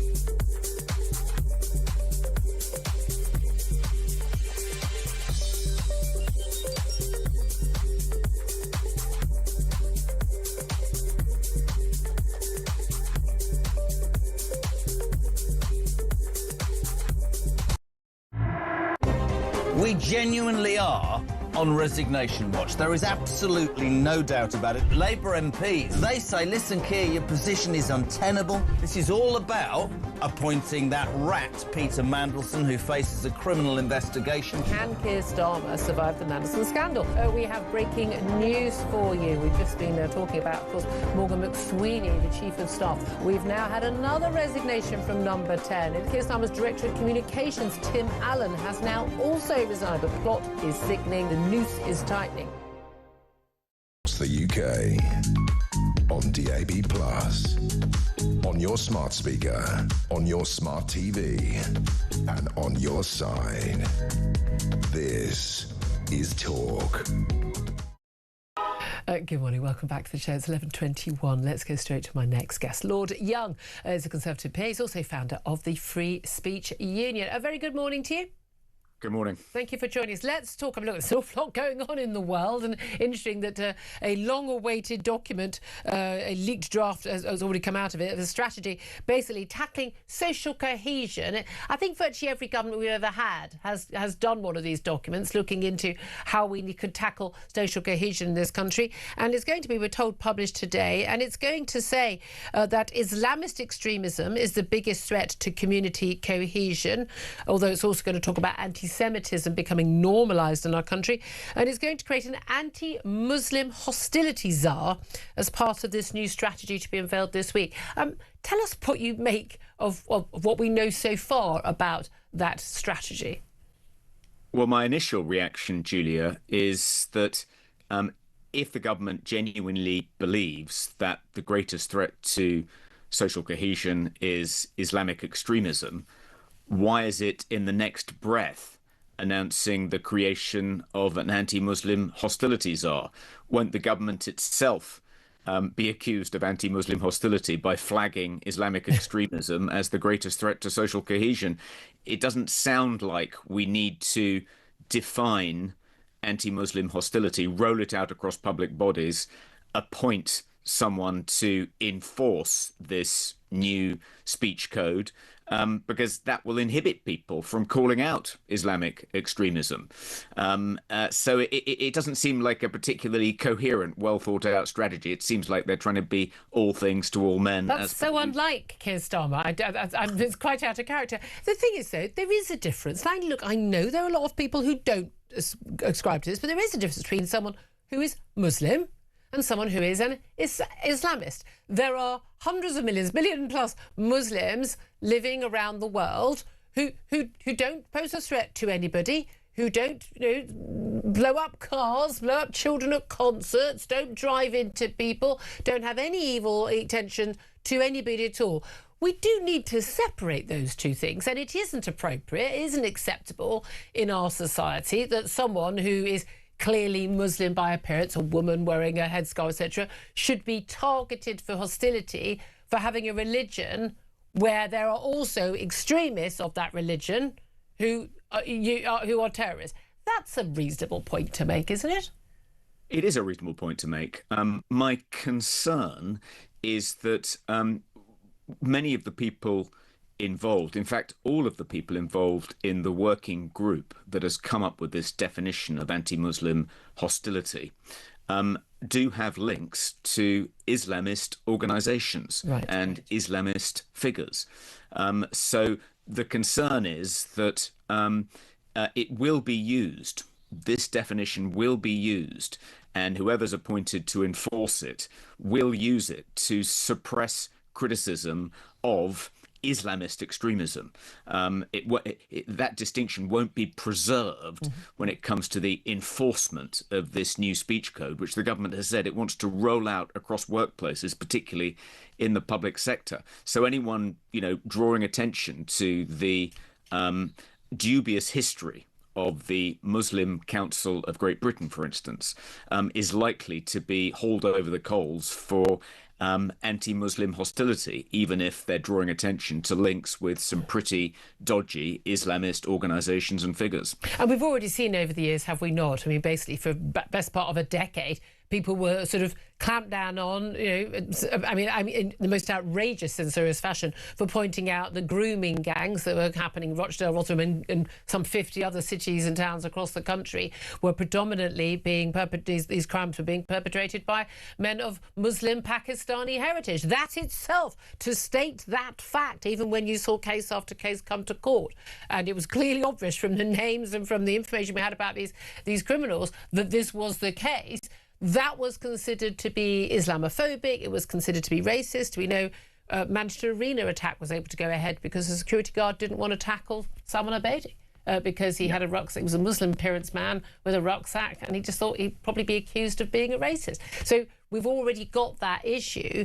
Is it better, though, that we do have a proper definition? There's been talk about having a proper definition of whatever Islamophobia is, but now they're saying it's going to be anti-Muslim hatred.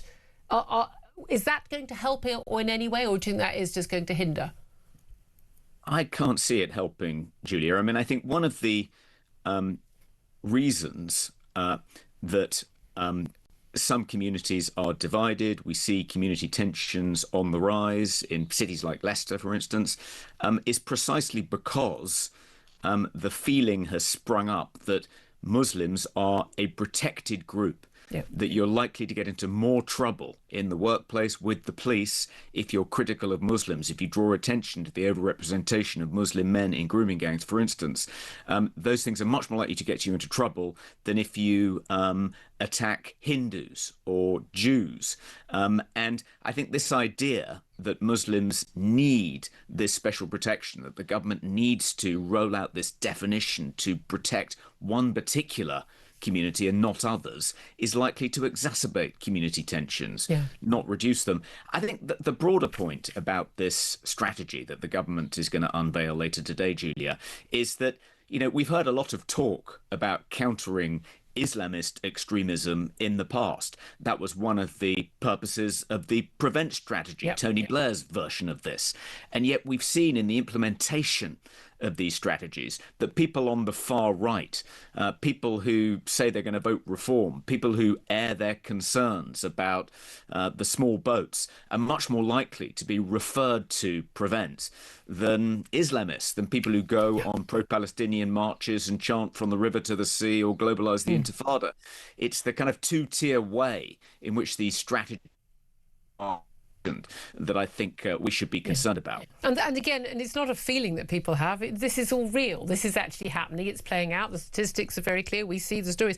But it is very interesting, one of the points made in this document. And again, goodness me, I mean, I think, was it Louise Casey did a report for David Cameron? We've had other reports. I mean, this is done, as I say, by every Prime Minister. And they talk about, this is where it says that Britain's historic social cohesion that has kept us united in the face of adversity is now, they say, under threat in this document. For many living in the UK, the changes brought about by mass migration have been too much, too quickly, leaving people feeling as though they are losing their local and national identity. As Benedict and I have just been discussing, I don't think they're feeling it. I mean, it's actually happening. But it also says that integration is a two-way street, and says it's calling for respect for different cultures, but also that newcomers have a responsibility to engage with and embrace what it means to be British. I mean, should it be a two-way street when people come to this country in terms of their culture versus or integrating with our existing culture? And what responsibility do we have to newcomers?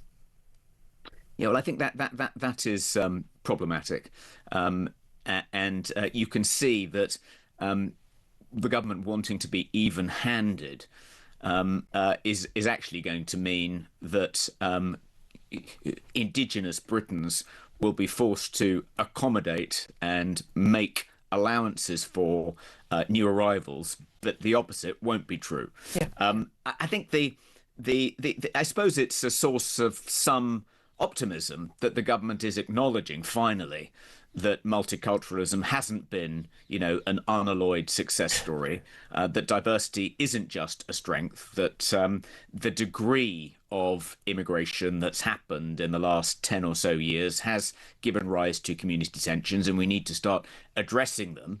That's all to the good. But I think the government's underlying assumption is that the way to manage those tensions is to restrict what people can say. Yeah. To refer them to counter-extremism programs if they air their concerns about untrammeled immigration, about the small boats and so forth. This is generally the government's approach, that the only problem we have with multiculturalism is people venting too much, particularly people on the right. Yeah. And if only people would shut up and stifle their misgivings, then we'd all live happily ever after. The problem is us saying it out loud rather than thinking it or it actually happening. And that's interesting, because the appointee of this special representative on anti-Muslim hostility, the ZAR for shorthand, will champion efforts across the UK to tackle hostility and hatred directed at Muslims and those perceived to be Muslim. And the appointee is expected to engage with communities and stakeholders. And again, we had engagement from the Birmingham police, didn't we? West Midlands police, with the community and stakeholders in Birmingham ahead of that Aston Villa Maccabi Tel Aviv match, didn't we? And those stakeholders and communities, again, self-appointed leaders, often the same people who, as you say, they'll be the same people who've been part of this this body advising on this this strategy. They'll be the same people who, tell the police, oh, we don't want a lot of Jews in our city from Israel because we don't, we're going to cause trouble if you do, which is basically what they were telling the police back last November. The problem we do have, is it not, that we talk about community leaders for Muslims. We don't have community leaders for, white or I'd say black, or Asian, British-born people who don't have a religion. We don't have any engagement. No one comes to talk to me as a representative of white middle-class women who are atheists. Who are these people? Why do they have to be engaged with? And who made them leaders of this so-called community? Yeah, I think that is a problem. We saw it in Birmingham with the banning of Maccabi Tel Aviv fans at the behest of community leaders and community groups. I mean, part of the problem is you're not going to tackle threats to social cohesion, and in particular, you're not going to tackle the threat posed by Islamic extremism if you engage with people who are themselves Islamic extremists and prioritize them as stakeholders and invite them to meetings with the police. I mean, we've seen numerous examples of this. The sorts of people that appoint themselves community leaders within Muslim communities in cities like Birmingham end up, they're part of the problem. That they shouldn't be part of the solution. Just finally, I mean, when we talk about anti-Semitism, which we know actually, per head of the population who is Jewish in this country, is a far bigger crisis in this country than per head of the population of Muslims in the country. It's a much, much bigger Muslim population than Jewish population. Any attack on anyone because of their religion is totally unacceptable in our modern democracy. I'm sure you and all my audience would agree. Do you think, though, that ordinary Muslims who have, or totally, living in this country peacefully. They're not, not supporting Iran or Hamas or going on marches, just doing exactly the same as all non-Muslim, taking their kids to schools, going to work, going to the supermarket, worrying about the price of filling up the car. Or do they need to speak up more when there are people claiming to represent them who are stirring up community tensions, who are stirring up hostility, who are demanding that the British majority adapt to their culture, their beliefs and their concerns? Do you think that actually there's a lot more that ordinary Muslims in this country could do to speak up and say, no, not in our name, stop pretending you represent us, you don't? Absolutely. And I think one of the ongoing problems we have with Islamic extremism is the policing within Muslim communities of dissent by extremists, labeling them as siding with the enemy, as being disloyal, as betraying their communities. And that creates a kind of culture of omerta within these communities. And my concern is that if we do roll out a definition of anti-Muslim hostility and appoint someone to enforce it who doesn't have the interests of these moderate groups at heart, we'll just end up seeing that definition used to silence moderate voices within those communities. Do you think finally that the Home Secretary Shabana Mahmood should ban the annual Al-Quds March? It's a rally linked to Tehran after pro-Iranian protesters made anti-Semitic comments and carried placards supporting the Supreme Leader in recent marches. Should that march be banned? I don't think the march should be banned. I'm in favour of free speech. I don't want to see anyone forcibly silenced. I do think that there are too many of these protests, that they are incredibly disruptive, that they are very intimidating, particularly to Jews. And I would like to see fewer of them, and I'd like to see them taking place in confined areas, but I'm not in favour of banning them altogether. Okay. Lord Toby Young, always good to talk to you, get your thoughts. Conservative peer and founder of the Free Speech Union. Thank you for that. But Lady Spence, your response to what he had to say? I mean, just on that point, I am increasingly of the opinion that we should be banning these sorts of marches. I just don't think that when we're talking about sort of free expression in this country, which we don't have, why is it that we're allowing sort of marches which, again, as you say, are being promoted by a hostile foreign power with a hostile you wouldn't ideology? have a pro-Hitler march during the Second World War, would you? It wouldn't be allowed. You wouldn't have a pro-Russia This country march. is at war with us. Yeah, we're the little Satan. If we had a pro-Russia march, say, you don't even have to take the Nazi example, pro-Russia calling for the death to Zelensky and the Ukrainians and all that sort of thing, that wouldn't be allowed either. I think it would be allowed. I don't think it would. I'm kind of with Toby Young. I mean, I'm not as much for free speech absolutist as he is, but I mean, I'm a member of the Free Speech Union and feel very strongly about it. But I'm thinking, again, it's like the same, the marches, the pro-Palestinian, they ended up being pro-Hamas marches, that's what they are. And anyway, they organised the first one the day that the massacre was still taking place. It was long before there was any military action by Israel. So we know, they showed their true colours on, on October the 7th, for goodness sake. But I just want these things policed properly. And again, I want them, no, you can't, no, you don't get to march through central London every other week, disturbing everybody going about their daily business. You have a right to your freedom of speech, but you can do it, in a Hyde Park or something. You can do it somewhere else. We can move the disruption elsewhere. It doesn't have to go past the synagogue, etc. But I do think they need to be policed properly. And if you are holding up anti-Semitic marches, if you are holding up support for a guy who has threatened death to the British people, no, I don't think you should be allowed to. The government of this country has made it clear over and over again that in fact we do not have free speech, and it is not interested in giving everybody free speech. If that is the case, why is it that we should allow people to move to this country, import their own ideological crusade, which involves the destruction of this country's administration? Why should that be allowed? It's not British, it's not civilised. It's I'm not national. I mean, it's a national act of suicide. Is what it is. 11:37 is the time. We're going to take a quick break. Then we're going to get to your messages. Lots of you getting in touch, in particular about Donald Trump saying that world oil prices surging is a small price to pay for defeating the threat from Iran. Do you agree or not? 0344 499 1000 is the number to get in touch.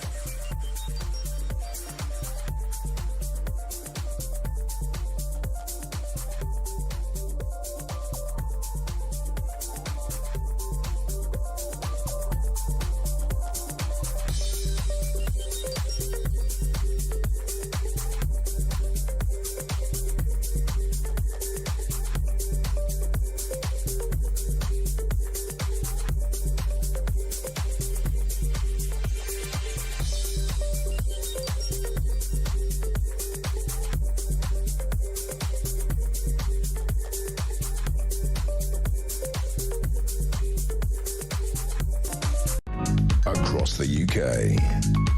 On DAB+, on your smart speaker, on your smart TV, and on your side.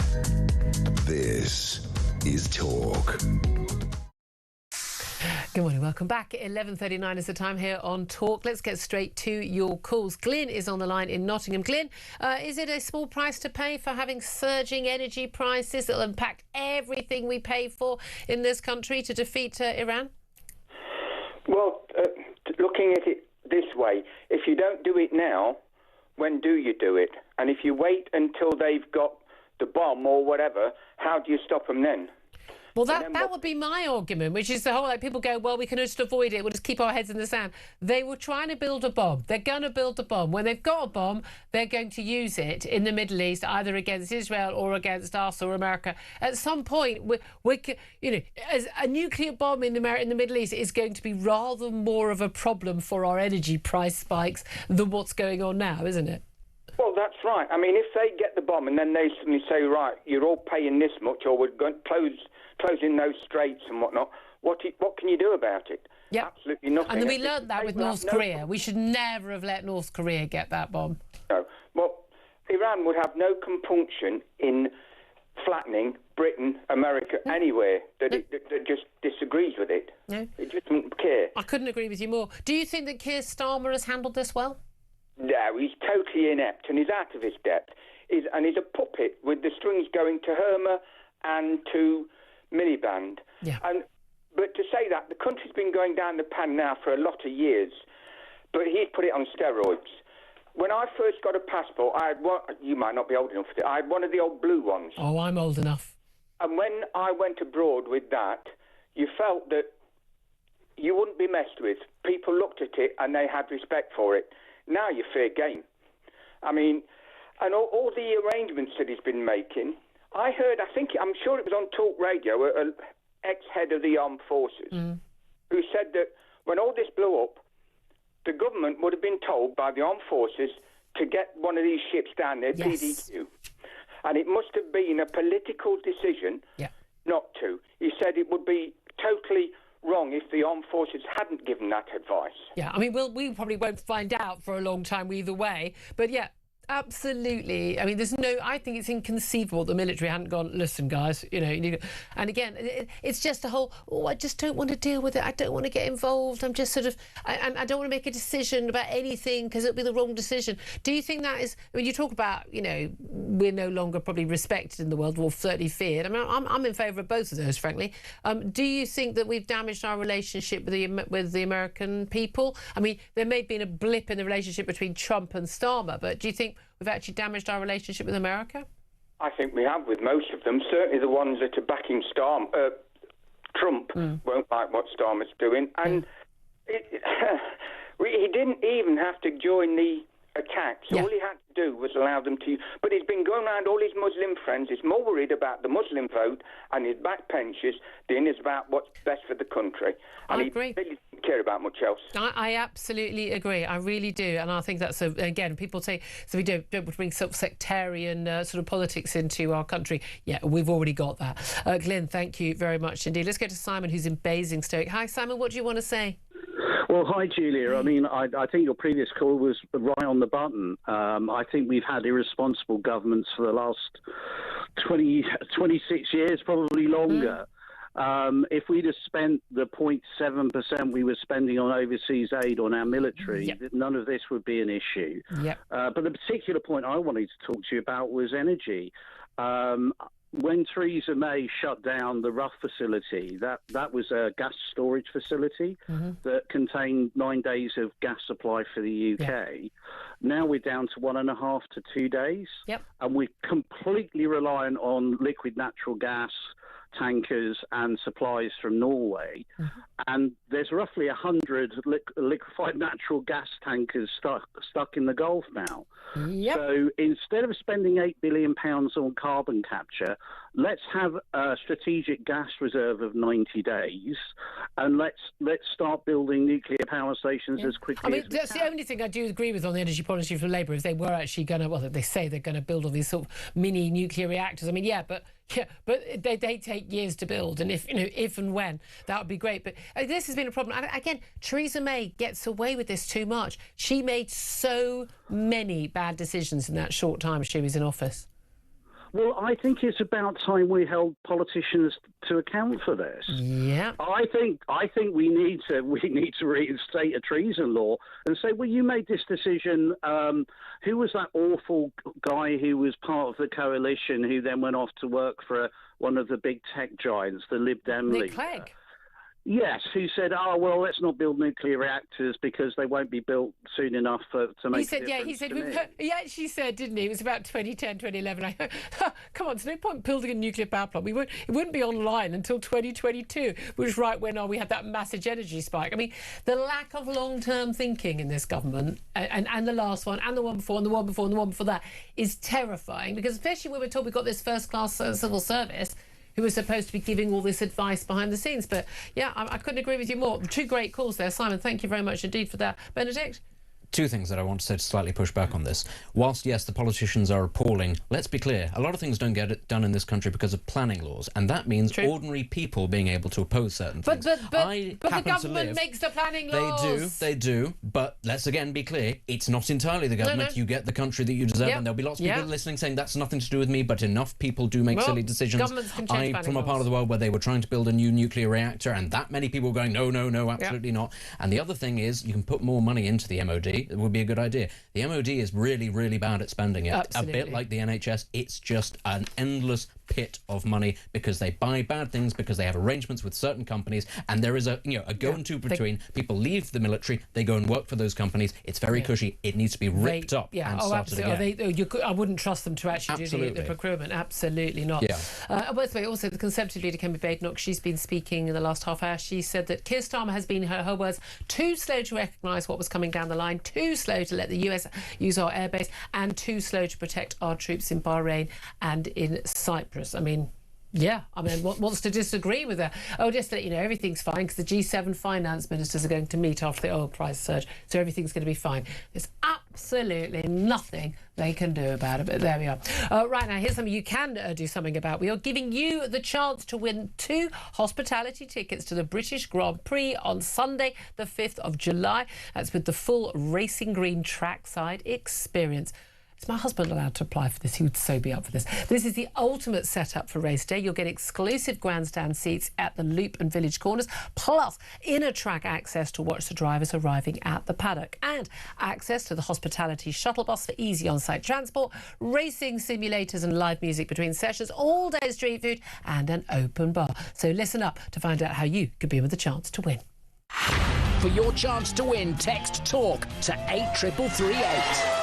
Text costs £2.50 plus your standard network rate. Or call 0343 418 7260. Lines close 20th of March 2026 at 4 p.m. That's when you need to answer your phone if it rings. 18 plus UK residents only. This is a network promotion. Full T's and C's at talk.tv/win. So for your chance to win, text TALK to 83338 now.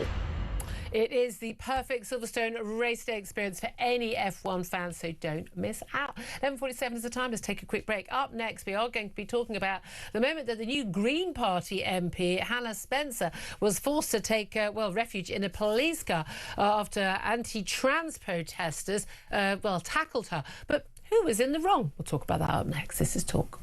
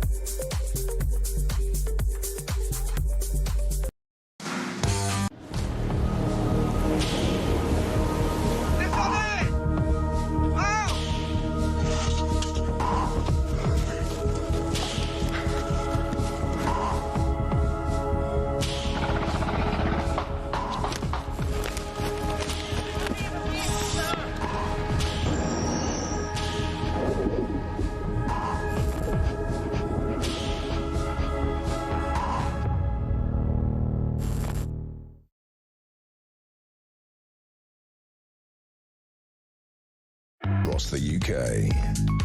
On DAB+, on your smart speaker, on your smart TV, and on your side. This is Talk. Good morning, welcome back to the show. 11:50 is the time. Let's talk right now to Sex Matters Director of Campaigns, that is Fiona McEnena, who joins us to talk about, well, a little event yesterday with the new Green Party MP, Hannah Spencer, in Manchester. A very good good morning to you, Fiona.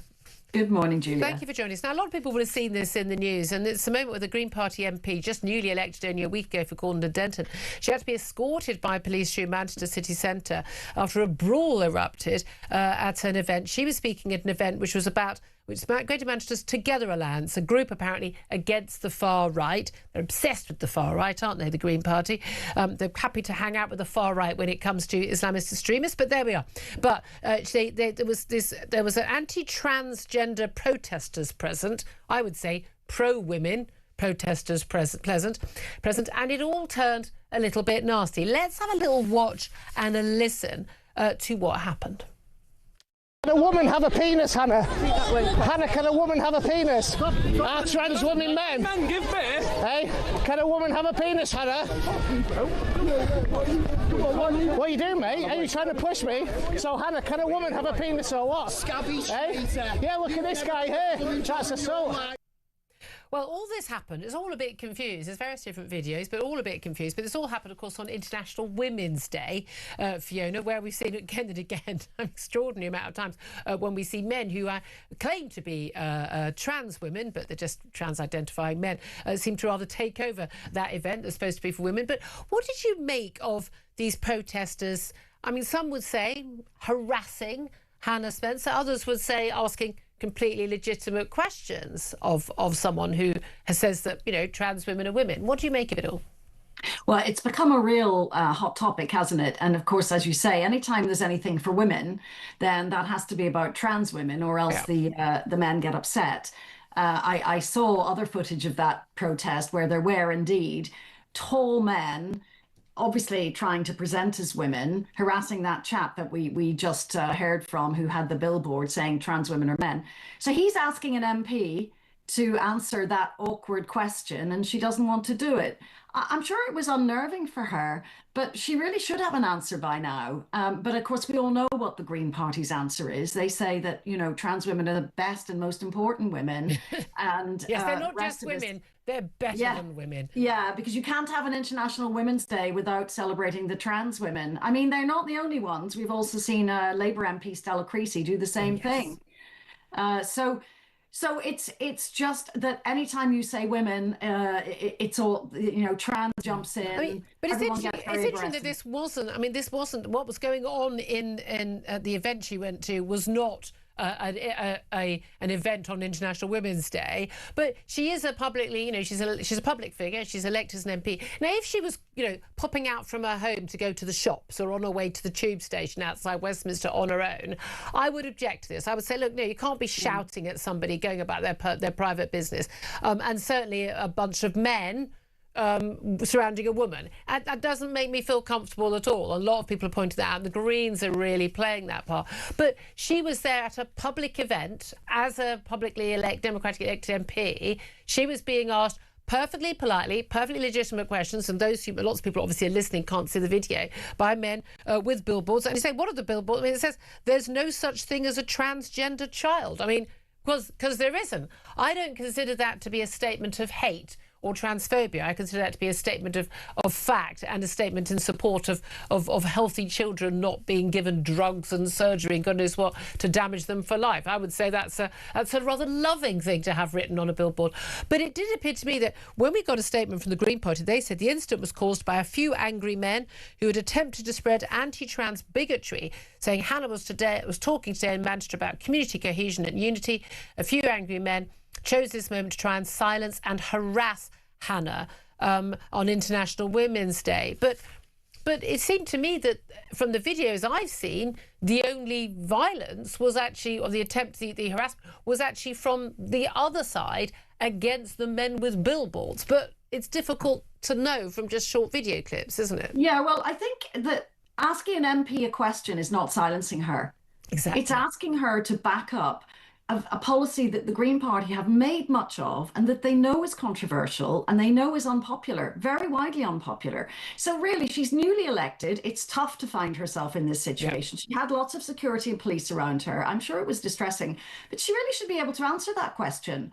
And she was determined not to. And so it's very disingenuous of the party to say that that was an attempt to silence her. On the contrary, it was an attempt to get her to defend a policy that she herself has advocated for. And the rest of us want to hear how on earth the Green Party think it's okay to say that men are women. Yeah, well, indeed, I find it extraordinary the police were unable to actually sort of deal with this properly. I would say in any scenario where people are getting to violent blows over this issue, unacceptable. But it's interesting. I'd love to hear the Green Party view on, Kelly J. Keane and many others who go out, every single day, every Sunday, and there are places like Hyde Park Corner and elsewhere where they are being outrageously threatened and intimidated by pro-trans campaigners, often 6-foot-plus men intimidating women and trying to shut them up. I haven't heard the Greens say anything about that.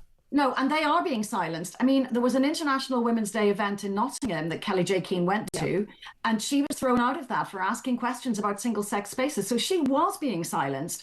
Hannah Spencer was being asked to justify her party's position. Yep. She wants to play the victim. Well, that's not a great start to her parliamentary career, is it? No, absolutely not. I feel it's only going to go one way. But let's talk about something, again, we keep hearing little moments of good news that we can get hopeful about. NHS England has paused all new prescriptions for cross-sex hormones to 16 and 17-year-olds after review found previous research into how harmful or beneficial the drugs may be was really weak. Yeah, because we've never had proper research into these things. Now, these are drugs that have been banned for under 16s, apart from this awful trial that's currently being paused, and we hope we'll never be able to get the go-ahead. But the NHS has continued to give prescriptions to 16 and 17-year-olds. 18, people are adults. Personally, I don't think anyone should be getting these things, but on the NHS. But they're now saying they won't allow any new prescriptions to be given to new patients who are 16 or 17. This is another small victory in this war, isn't it? Yeah, I mean, it's dangerous for anyone to take cross-sex hormones. In fact, it's dangerous for anyone to take testosterone in large doses, male or female. But it's disastrous for women. We know about that from the doping in sport, from behind the Iron Curtain, how damaged all those women were. And this was our health service letting unhappy 16 and 17-year-old girls who think they can become men take testosterone in large doses, larger than the doses that were used in doping athletes, because the athletes didn't really want to be caught. Yeah. But these girls are quite happy, and their doctors were telling them it was fine. Yeah. Clearly, that's not a safe or responsible approach. So this is, as you say, a glimmer of hope. It's a little bit of common sense. There was never any evidence to say this is a great idea. At least it's been paused for new patients. But there are a lot of people out there who really need help with how they're feeling about themselves, not to be told that they can just change sex by taking drugs. Because you can't, indeed. And we see so many young people that's happened to who are now saying, like, whoa, what did they do to me? And again, we know a lot of the people who offer these drugs, they're gay. They've got autistic, they've been sexually abused, they've got many other issues, depression and anxiety, and this is absolutely not the solution. Bearing in mind, we know this now, this is the launch of a consultation, I think it's a 100-day consultation period on longer-term guidance over use of the treatment. I strongly say to people, I'll get the link and hopefully get it from you, you can help me with this.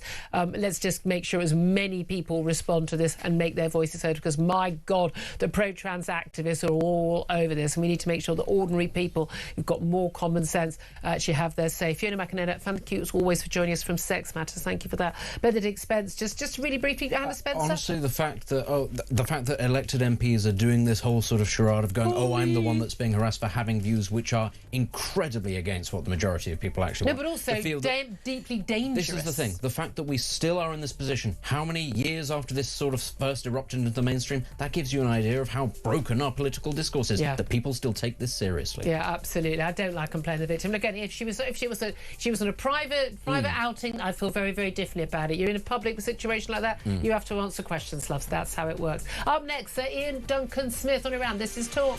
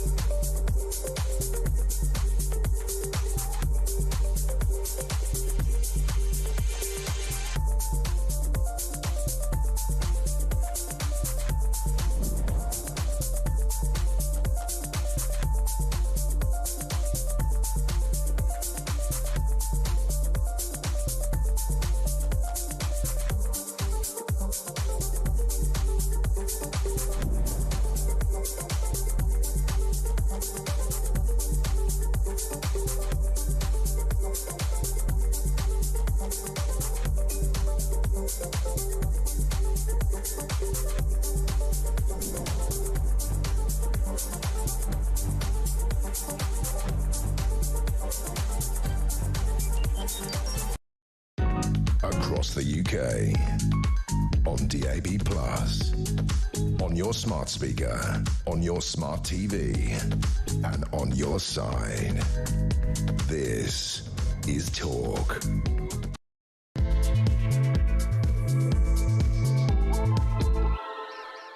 A very, very good afternoon to you. This is Talk with the Home of Common Sense with me, Julia Hartley-Brewer, your new Supreme Leader, Britain. Hey, if Iran can have one, so can we. Whether you're listening on DAB Plus Radio or on your smart speaker, watching on YouTube or your connected device, it's great to have your company. I just hope as Supreme Leader of Britain I last a bit longer than the last couple of Iran. We'll see how long the next one lasts. But if you do miss anything from the show, don't forget you can go to my YouTube page, The Julia Hartley-Brewer Show. Hit subscribe so you never have to miss a thing. We've had some stonking guests and discussions already in the last couple of hours and plenty more to come in the next hour. We're also going to be discussing, of course, the latest on the US and Israel's war on Iran.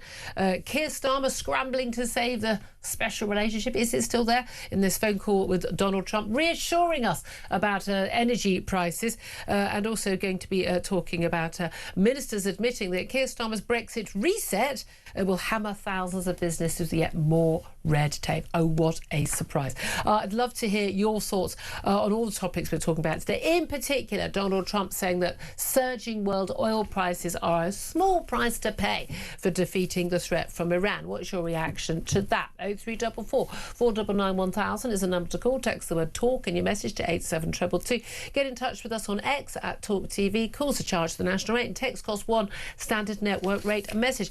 But of course, I mean, a lot of you pointing out, and a lot of you on text and Twitter saying, you know, it's all right for Donald Trump. He's not going to be worried about energy prices going up a little bit. He's got quite a lot of money in the bank. An awful lot of other people will be concerned. To actually say, joining me for this next hour, as he has been for the whole show, is Conservative commentator Benedict Spence. Do you think, finally, Benedict, look, just before we go to our next guest, that actually, when we've been talking all morning about this, you know, small price to pay, that actually, you know, it might be something that actually is the case for the West, for Britain, for America, for Israel, for allies, but actually it's not a price that many Brits will want to pay after going through, let's face it, a pretty rotten time in the recent years. Yeah, Britain and Europe more broadly are going to really feel the brunt of this, and we've already been teetering on the edge in some countries about the direction of politics and where it can go to the extremes in either direction. And I do wonder about that. I do wonder about what the future is, and also for a couple of other Middle Eastern countries that are going to be disproportionately affected by this. Egypt is one that I think everybody's looking at. They better hope that this works, is all that I'm saying, because actually, if after all of this we've had the price spikes, we've had the crises, and the regime is still there, and it's even more irritated, and it's taking out more people in its own streets and activating cells across the world. What have we gained? Ooh, I don't know how that's going to go down. It's a good thing that Donald Trump can't stand for election again, although he obviously he might have views on that. Yeah, very interesting point, Benedict Spence. Thank you very much. Love to hear your thoughts. 0344 499 1000. Let's go straight to my first guest of this hour. They're delighted to welcome former Conservative Party leader Sir Ian Duncan-Smith, MP, to the show. Good afternoon to you, sir. Morning, Supreme Leader. Supreme Leader, seriously, do you not think that it suits me though, right? I've always thought it for decades now, but you know. What do you? I mean, let's start with that. Let's start with the new Supreme Leader of Iran, the dead Ayatollah Khamenei's son, Mojtaba Khamenei, has now been named the new Supreme Leader. Donald Trump has already said, that's not going to be acceptable to me. A lot of talk about how, you know, he was part of the crackdown with the IRGC of those protests in January, you know, literally machine gunning young, you know, teenagers and people in their 20s in the streets just for demanding some basic normal life and freedoms. Have things just got better or worse with his appointment? Well, I don't think there's any change. I think the key thing is to know that the Iranian Revolutionary Guard Corps are running all of this at the moment.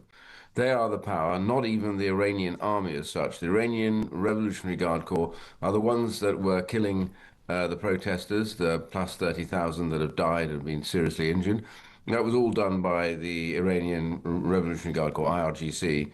Well, it's actually interesting. It's the Islamic Revolution. That's the thing. They are the full-on lunatics. Yes, I beg your pardon. I should have said Islamic. You're right. But the main problem here is that they are in charge. And you can see when the president the other day, the elected president, said that he apologized to Qatar and all the other countries and said, we won't be striking any of you with any missiles or drones. Even as he was speaking, there were drones landing there. is carried on, and that's because he's not the IRGC, and therefore they control it. And right now, that is what is going on. That is what has to, to have this as a success, the IRGC has to be broken. It's as simple as that. Otherwise, they'll just resurrect themselves in due course. And so that really is the specific target for That's Israeli the number one issue. So what does successful victory look like? Whether for, I mean, this is the thing, the difference between the aims of the US, brackets the rest of the West who've joined in, we'll come to that in a moment, Israel, they're facing a rather more existential threat from Iran in terms of the immediacy, but also the Iranian people. What does success Well, it started originally as we're going to stop them getting nuclear weapons and stop them using ballistic weapons, which is fine. I think it's widened beyond that now. And as I said earlier on, I think the key for the US to be able to judge this as successful is to have broken the IRGC. In other words, make it impossible for them to continue launching their missiles or even terrorizing people in Iran. And then, if that's the case, then change may come organically from within, but they are the blockers to all of that, and they are the people that are continuing this war. So if if President Trump wants to have a success lotched up on this, it has to be that he's broken the IRGC, which, by the way, we still have not prescribed here in the UK. After all of this, years of this, we still haven't prescribed them, which means you can operate legally in the UK, going around stirring up vile hatred. And even after the bombing of our base in Cyprus. Even after the attacks on our allies and our own base, we are still not putting legislation forward yet to prescribe them. And I've been calling it for years, so many others. And no matter who's in power, it seems that the Foreign Office has control over this, and they don't want to do it because they think they lose influence. They have no influence in Iran. When did they have any influence in Iran, for God's sake? Look, let's get on and prescribe them, and that way we will strike back at Iran because they get so much of their support from the UK. Yeah, indeed. Well, you talk about having no influence in Iran. How much influence, Tehran in particular, how much influence do we have in the US? What do you make of Keir Starmer's, I mean, blatant sort of dithering, shall we, shan't we, influence we're told by other members of his cabinet in terms of whether we join this sort of an alliance with the US or allow the use of our base at Diego Garcia? Again, that comes up in the news an awful lot, doesn't it, that base? In every single story we talk about for the US to use for those attacks. What do you make of our standing in the world and our standing with our most important security, defence and economic ally in the White House? Well, the first thing I would say is that whether or not you agree with that he said they couldn't use the bases, let's take a pace back for a second. We've known about this potential strike for what, 9 weeks or more? America, Israel have been talking it up all the time, moving assets into the area. So there was always a very good likelihood that something would happen. In that period, why in hell's name did we not move significant assets in and around Cyprus and into the Gulf? Why didn't we move to protect our allies and, more importantly, Cyprus, which is an ally, but also where our sovereign territory is? All of that. Instead of which, we make a decision not to let them use the bases. That doesn't stop us getting struck, by the way, which happened to the sovereign bases, but at the same time, many of our allies getting struck. But we have very little capacity to do anything about it. So now what we've succeeded in doing, as he switches over to let the US do it, is actually only thing he's achieved is to be hated by most of our allies who feel that they've been let down by us and by Cyprus, who now wants to get rid of the sovereign bases. Look out for that one, because that will gain momentum, because when push came to shove, we simply weren't there. That is the single biggest problem that he faces, Starmer, his failure to get right the very beginnings of this. On the decision about being with the Allies or not, we should have let them use the bases, because it's quite obvious that was part of our agreement. And if we had said, so having said no and then yes, again, we make it even worse, because now America feels let down by us at the beginning and now not at all comfortable with us as their so-called greatest ally. Now, I think these will settle down in due course. But it was a whole series of bad strategic decision-making, which is the real burden that Starmer will have to carry forward in this. But again, all of this, I think every single big mess-up internationally we've seen from this government has come down to this, I think, frankly, laughable. I mean, you know, sixth form politics view of international law. And this was the argument that, oh, it's wrong because these are aggressive strikes. When Iran has declared war on America, when Iran has, I mean, we've talked about, you know, there's some 20 Iranian-backed attempts of terror attacks in this country alone. Yes, and when it sort of doesn't seem to matter what the reality is, the threat to us as, you know, I think we alternate with Israel, whether we're the little Satan or not, well, America's the big Satan. This idea that this is some way an offensive war, when in fact it is a preemptive defensive war against a serious threat to not just the people of Iran, not just the Middle East, as we're seeing right now with weapons raining down on Bahrain and Saudi Arabia, goodness, not just to the Israel, but to the whole world. We've seen the polls that are suggesting that actually the British people are largely not in favour of us getting involved, not in favour of you know, just like a general, you know, not our problem, Gov, someone else's problem. Do you think those people are right, or do you think that people simply don't understand how much of a threat Iran is? And if so, tell us what that threat is. Well, I think it's partly the latter. I think most of the public have got their own problems, every day-to-day problems. And nobody, even running up to the Second World War, wants to have a war. Of course, I don't want to have a war. Nobody wants to end up in a war where many people may die.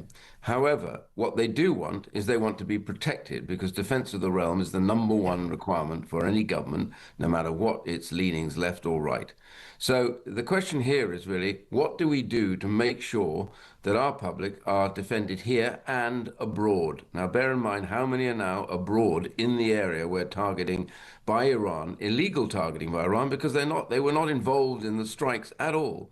All of that is taking place. So the question really we should be talking to the public about is simply this. We don't want a war, but we have to figure out how do we manage to protect those at home, the IRGC, and abroad in these strikes, and looking after our own sovereign territory. So that's what should have been in the mind of the Prime Minister, and which comes me back to all of the stuff I said earlier on. Whatever else you decided about going to, you know, bomb in Iran or not, the key thing was, how do you protect the British public and our British interests?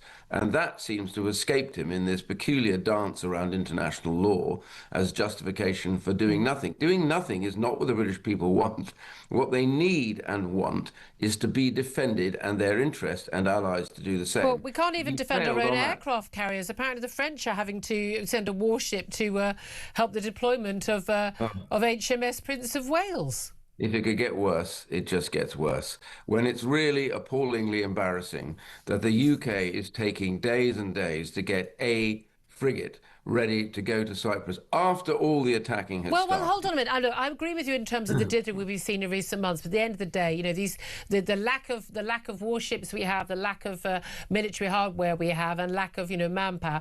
You know, that didn't happen overnight. That didn't start in July 2024. Your lot. I mean, I know you've been speaking out a bit. Your lot have got a lot to take responsibility for there. Yeah.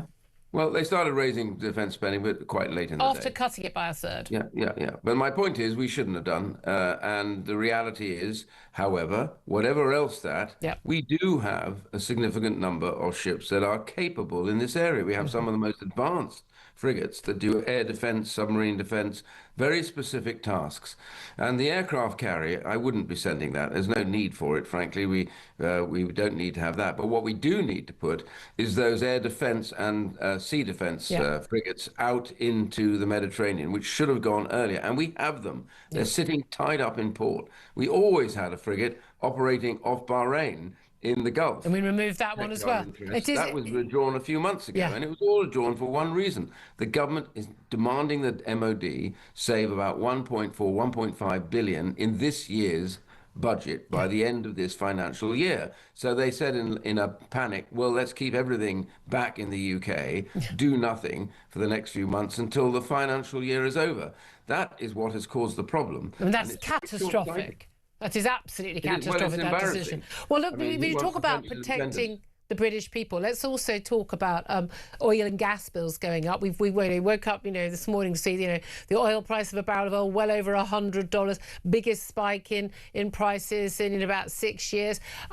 We saw, we're in the similar sort of territories where we were when Russia invaded Ukraine. Now the question is how long it's going to last. But the Prime Minister was out and about today at a community centre saying, he wants to, help people. There's talk about there may have to be, as we saw in 22, just sort of some help for people, sort of, basically a guaranteed price. Of course, that all comes out of taxes. We know we're going to see price rise for not just, travel for us, for gas and oil, but also everything that we buy that has to be transported or made using those fossil fuels. What do you make of that? Well, the first thing I would say is this, again, and I was arguing this to the previous government, and I'm arguing it to this one. Why haven't we used the oil and gas assets that we have here in the North Sea and actually on the mainland of the UK? And the reality is, our problem is we are always literally the begging bowl out to other people in the Gulf area as a result of this. The second thing about this is, look, I don't know how this is all going to pan out. The Russia crisis was when oil got to about 150, I think it was, thereabouts. Now, we don't want that to happen. If it does happen, we want it to be short, sharp, and then we get it back down again. And that means that this thing can't go on forever or for a very long time, because it will start to impact the well-being of people all over the world, particularly in the free world, for whom President Trump says he's doing this for. So we need to make sure there is some kind of result to this very soon. Otherwise, we will end up in that problem that we had during the Russian invasion, which has lasted, of course, 4 years, which is slightly different. Well, but Ed Miliband, the Let's All Go Back and Live in Caves and Save the World secretary, his argument is always, well, if we should have more investment in wind and solar energy and tidal energy, because that would make us more independent. We wouldn't be hit by global gas and oil prices in the same way we are. We wouldn't be reliant, as he always says, on foreign tyrants and dictators. What would you say to that, Sir? Well, we're already completely reliant on foreign tyrants and dictators. Where do we get most of our oil and gas from? Well, from America and Norway, actually. Yeah, well, huge from the Gulf, I have to tell you. Huge amounts come from Bahrain and various other areas, particularly liquid gas.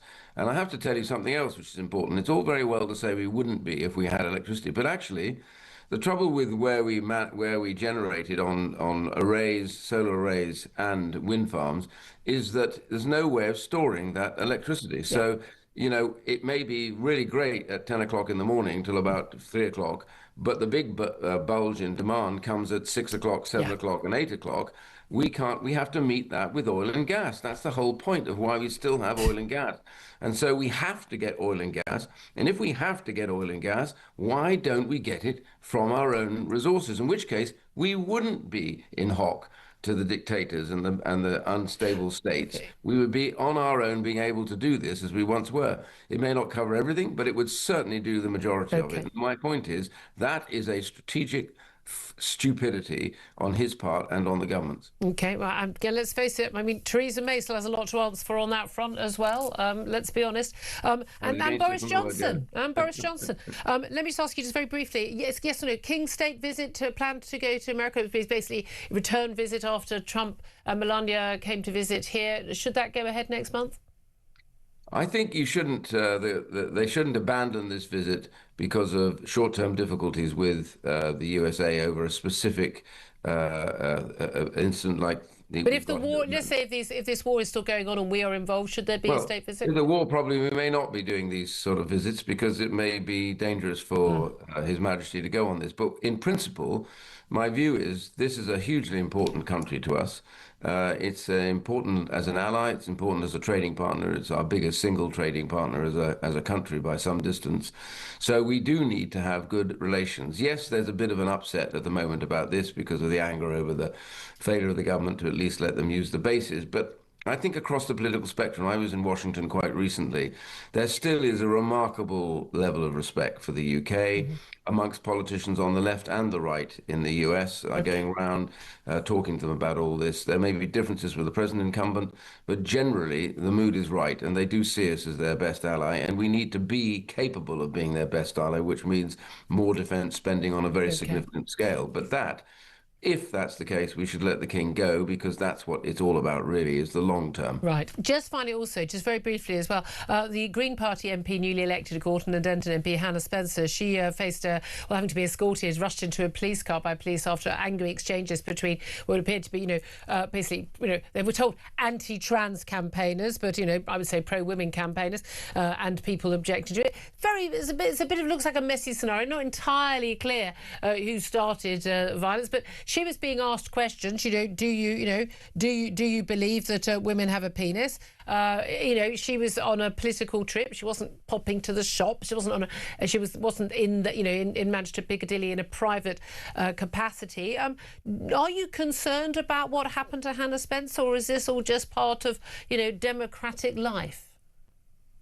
Well, I'm concerned by the degradation of good manners and decency for whoever is on a different line from you.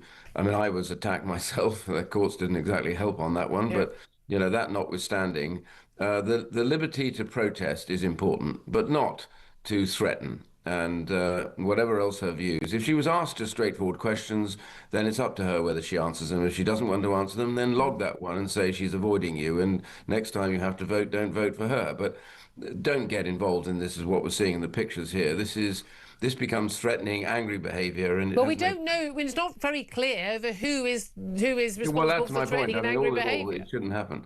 I mean, listen, I don't agree with her on almost anything. I don't think. And I certainly don't agree with her if she's not being able to answer on trans issues, because they are vital for most of the people.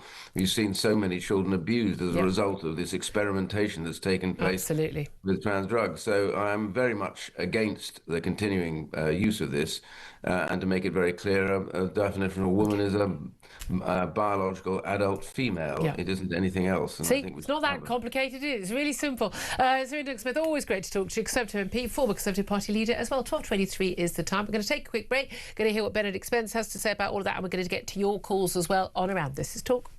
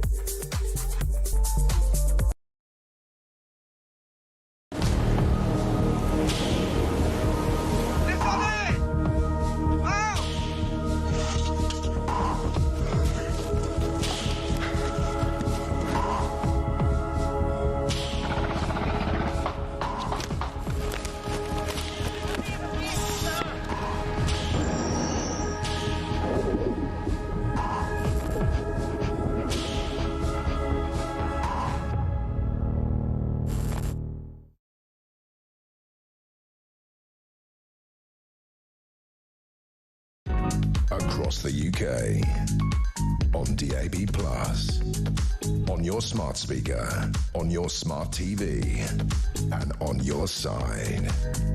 This is Talk.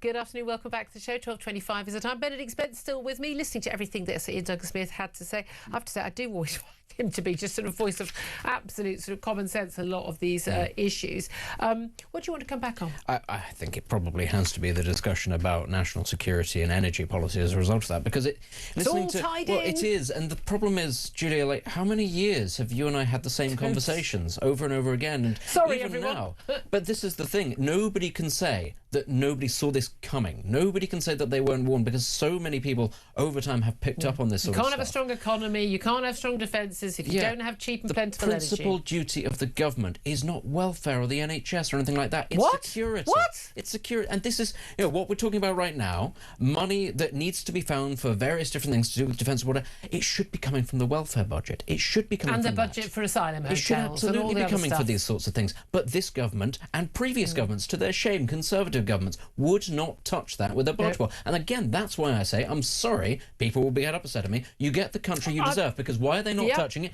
Because voters get these handouts. Because people get...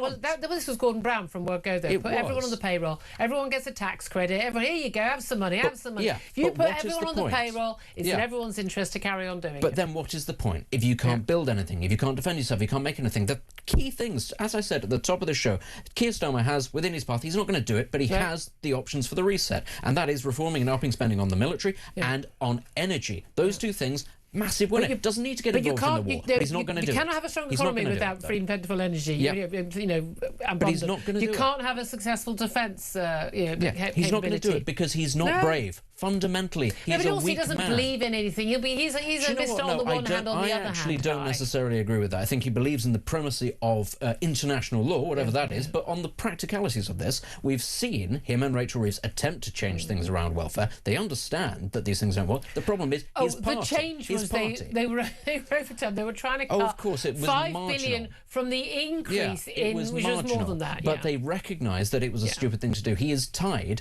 He is weak and he is tied to a party of idiots. And I'm sorry, that's the reality of the situation. Not that we can say the Tories ever did anything great, because their attitude, let's not forget, the last election was, oh, well, maybe we need a period in opposition to regroup and everything will be fine. Look where that got us. Yeah. Well done, everybody. It's great, isn't it? Let's go straight to the calls. 0344 499 1000 is the number to call. I'll have your say. A lot of you getting in touch on Iran, obviously. Again, this is good. This is the thing. It's not a foreign policy story. It's going to affect the price of everything you buy in the supermarket.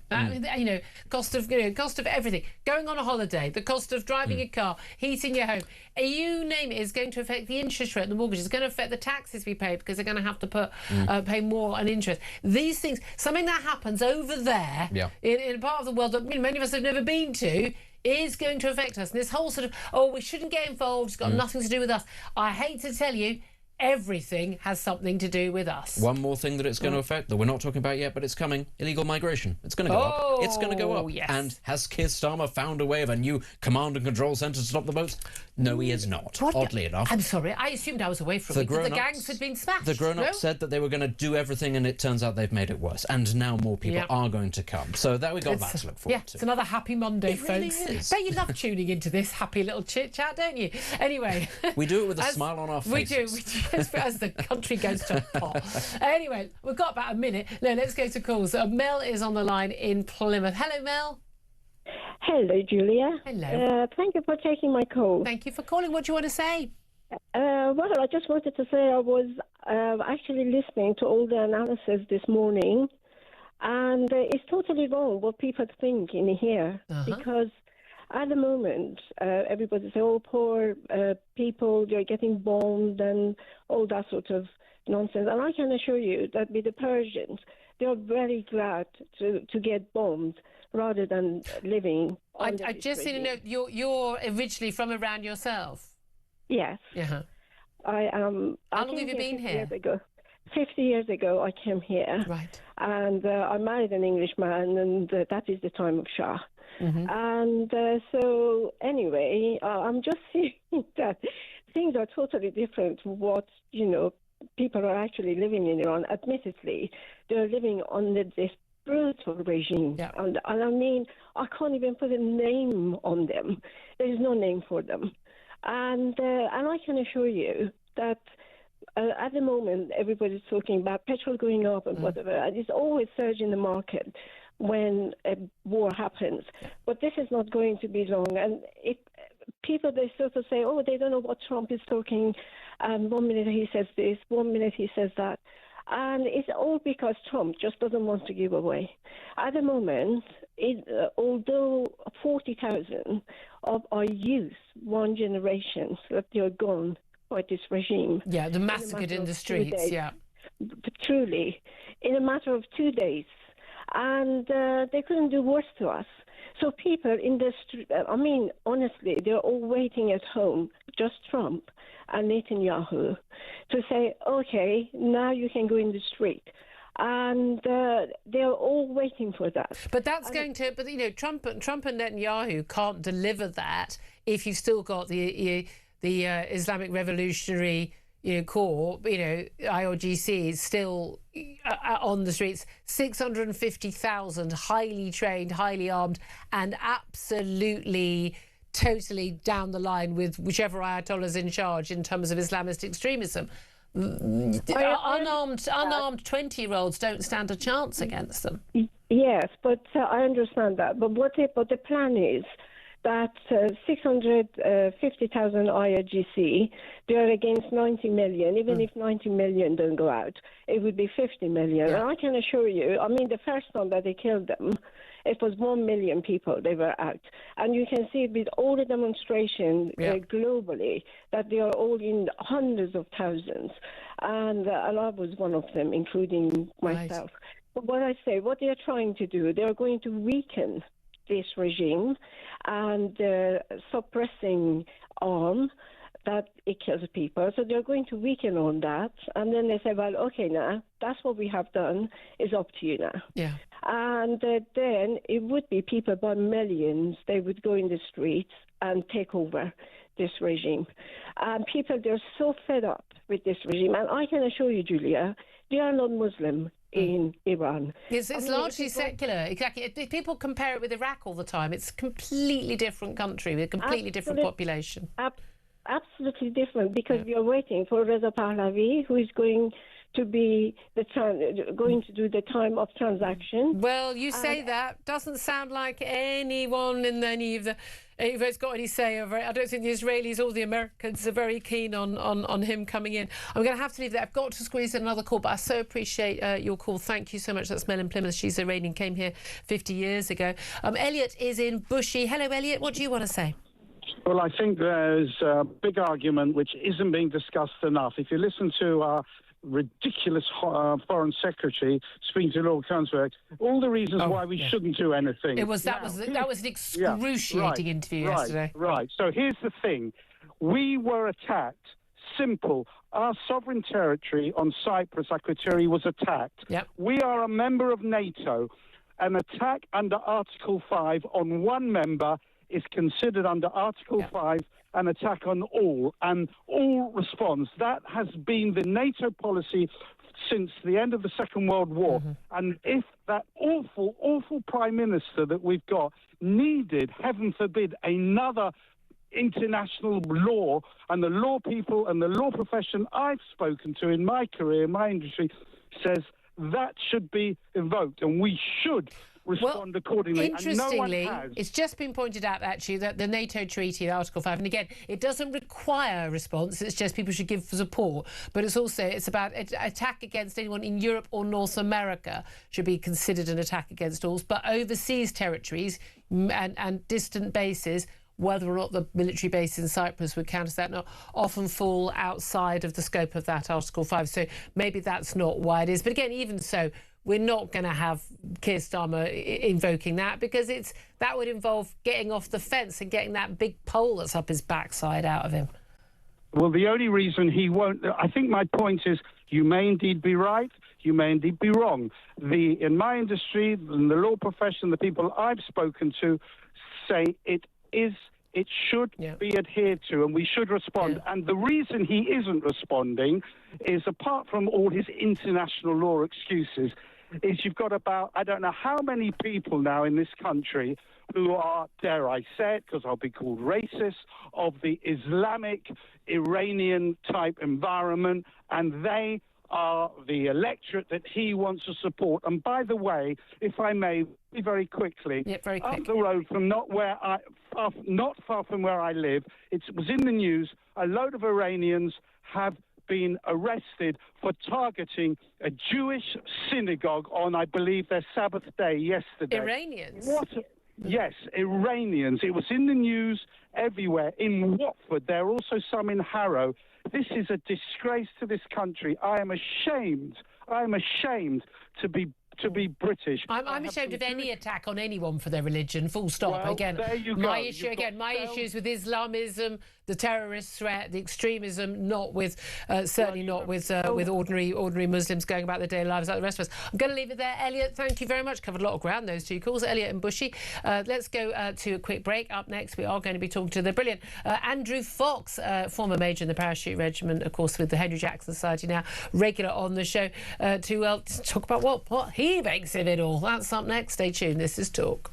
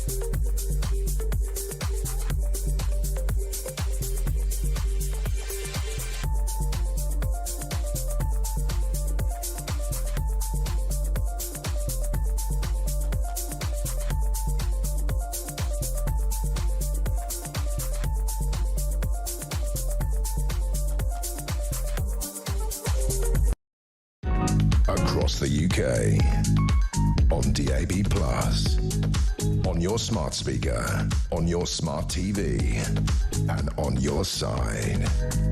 This is Talk. A very good afternoon. Welcome to the show. 12:38 is the time. Let's go to my next guest, Andrew Fox. He's a former major in the parachute regiment, now an senior associate fellow at the Henry Jackson Society, and joins us to talk about, well, what the heck is going on in the Middle East. A very good afternoon to you, Andrew. Hi, Julia. Thank you so much for joining us.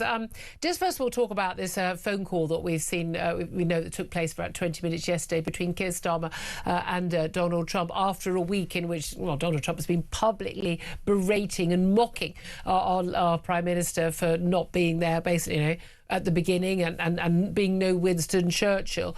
Do you think that Starmer's dithering and Starmer's sort of reliance on, no doubt, you know, Lord Hermer and others on absurd notions of international law, do you think that has damaged our position, not just with America, but across the globe? I mean, yes and no. I think the special relationship was on life support long before this, after a year of Trump too. You can't go around threatening your allies, mocking them, putting tariffs on them, abusing their war debt, and generally behaving in the way that America has, and expect people to just go along with anything you say. So I think the British perspective is very strong, and I think what we've got. So you're very much in support of Keir Starmer saying, "Nope, this is like Diego Garcia. Nope, this is for you." Yeah, I think Starmer has done the most magnificently Starmer thing ever, which is make the right decision for completely the wrong reason, and then miscommunicate the entire thing. So he's taken a position that could have been really strong, and he's made an absolute hash of it, would be my take. That's very interesting. Yeah, somehow he's bumbled into the right decision. Now, I'm rather with the Tony Blair view that, you know, this is our biggest ally. Iran is a threat not just to Israel, another big ally, but also to its, as we've seen very clearly, its Middle Eastern neighbours, those who've just gone, well, those who tried to play that they're a neutral like Qatar, well, they've not been neutral at all. Oops, how's that worked out for you, Qatar? But they have been a threat to us. We know there is some 20 terrorist attacks that have been foiled by our security forces in recent years by Iran. I mean, we should have been joining in an attack on Iran, shouldn't we? Well, I'd turn it around. I'd say, look, what can we actually add compared to two US carrier groups and the fairly mighty Israeli Air Force? Very little is the answer to that. And of course, we have Russia to worry about. As the Americans have been insisting on for the last 12 months, we have to take responsibility for our own security. And so we have. And that means we have other focuses other than the Middle East now, unfortunately. And the final point I would make on top of that is if we're going to do something at all, it should be on the diplomatic scale. We should be banning the IRGC. Yeah. We should be, offering statements of support. There's plenty we can do on the sort of softer side of things that makes us an important sort of ally in this, but doesn't commit us militarily, because Russia is a far bigger security threat to us, and that has to be our focus. And I suppose that's a very point. If America says, hey, Europe, that's your problem, well then, okay, well, fine, but you can deal with the Middle East. What do you make, though, of how this is exposed? Well, let's face it, people like you have been saying for a very long time that our military capability is just massively undermined in recent years. And again, it's not just by this government, it's previous governments. This goes way back, 20 years, where we can send an aircraft carrier, but not yet. We can send a frigate, but it'll take 5 days. And if we do send an aircraft carrier, it's going to have to be escorted by a French gunship to keep it safe. I mean, this has been a bit of a humiliation, hasn't it? I think if I'm a British taxpayer, and of course I am, but with my military head off, I'm livid about where my money is going. Yeah. We have the 5th biggest military budget in the world, vastly bigger than Israel's, and yet we're not able to get our force projected around the world. We're not able to put together a coherent response. Now, I'm relaxed about the French escort because we're designed to work with other countries. That's not by accident, that's by design, so that's fine. But how on earth can we spend the 5th most of any country in the world, and yet we don't have the missile defences we need? We don't have sufficient ships that can sail at a moment's notice. We don't have a deployable army division that can go out at any strength for any duration of time. This is catastrophic mismanagement by the Ministry of Defence and the 3 separate forces. And people should rightly be angry about where their tax money is going on defence. Can I ask you also, I've got to ask this, it's just extraordinary revelation yesterday that right in the middle of this, we're looking, Cyprus base being attacked and HMS Dragon stuck in port. All serving soldiers were asked last Thursday, while this military campaign was already underway, whether they thought that men should be allowed to use makeup and wear their hair long as women are allowed to do. They were surveyed on woke gender-free changes, which could see men wearing makeup, long hair, hair extensions. They could paint their nails, wear earrings, and etc. The same way that women are allowed to do so. And it's all about obviously being more inclusive and making sure that trans and non-binary members of the military felt included. What do you make of that? I mean, I'd have loved to grow my hair long, but nature took care of that problem for me, unfortunately. Look, this just speaks, I think, to the fundamental unseriousness of the MOD. I've just spoken about how they're misspending money left, right, and centre. This just shows an organisation that fully fails to understand the nature of the threat we're facing and the direction the world is going now in 2026. It's more unstable, it's more dangerous, and the fact that our MOD is fannying around with this nonsense is absolutely indicative of an organisation that's not taking things seriously and is focused on all the wrong things. Indeed. I like fannying around is a phrase we do not hear often enough. Well, it's probably transphobic to say that, but there we are. What do you make of the election apparently by an 80-person group of clerics? I'm going to go 80-man. I'm going out on a limb here. The new Ayatollah. We had an Ayatollah Khamenei who was, I think, thrilled to say, killed in early Israeli and American airstrikes. We then had an interim leader. He was a goner too. Now the Ayatollah Khamenei's son, Mojtaba Khamenei, has been appointed the new supreme leader. Donald Trump has already said, nah, not happy with him. He's not going to do. How long do you give him? How long do you think he's going to last? Well, the president has survived a good amount of time. President Pezeshkian's still going, so he's obviously taken to a bunker and is hunkered down. It all depends on the lessons of the last week and whether they can learn those or not. There is rumours that the new Ayatollah was already injured in the first round of airstrikes, so we actually don't know his condition. We haven't seen him yet, as he's not been on film Exactly that. So this is one of the big problems with this war. There's nothing coming out. There's no information other than you've either got US or Israeli drone footage or you've got regime propaganda. It's very, very hard to work out what's actually happening in this war. And by the same token, the Iranians obviously aren't giving out information on where their new leader is. So it's very hard to say. The Americans and Israelis will be after him. If I were him, I would be deep underground. Absolutely. Just finally, talking about what stuff's going on back here, and it's something I know you've talked an awful lot about in the past, including on my show. We've got a strategy that is going to be published later today. Basically, it's about looking at cohesion in communities in this country. It's going to be called Protecting What Matters. And it's, I mean, pretty much every government has produced one of these strategies way back. Not sure any of them have achieved anything, but they're going to include the appointment of an anti-Muslim hostility czar.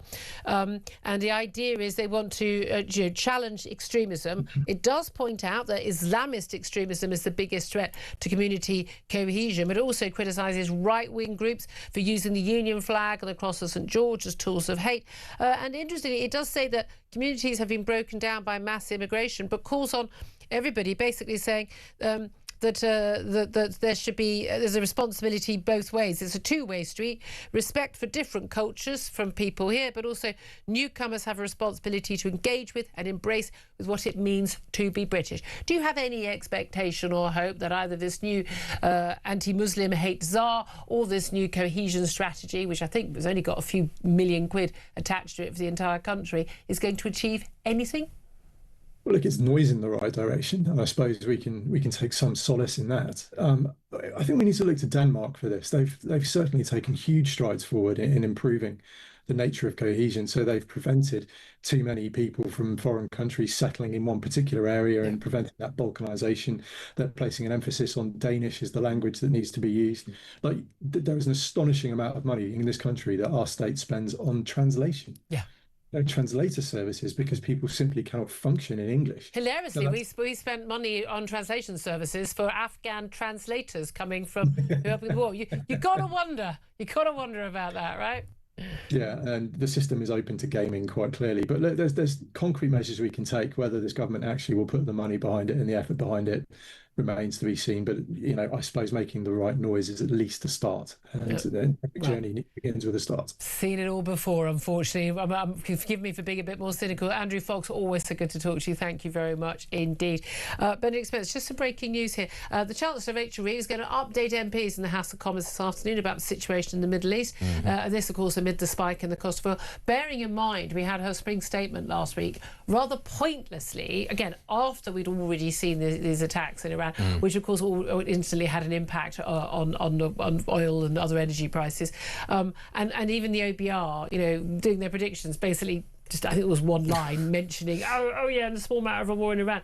There's going to have a massive impact. There's no doubt at all that this is going to be a huge issue for this government and for the British people. Massively, and partly I think that is one of the key reasons why Starmer has been so reticent to sort of offer any major encouragement to the US, let alone get involved, because he does not want to be tarred. As much as people will say, that's part of your fault. As much as people will say, look, you did not prepare us for this, at the very least he'll be able to say, look, but I didn't actually want this, I didn't drag us into it, so you can't blame it for me. I don't think it's going to work. No, I don't think that's going to work. But I think that is genuinely one of the attitudes that he's taking. Can Starmer go down any further in the polls? We got to find out.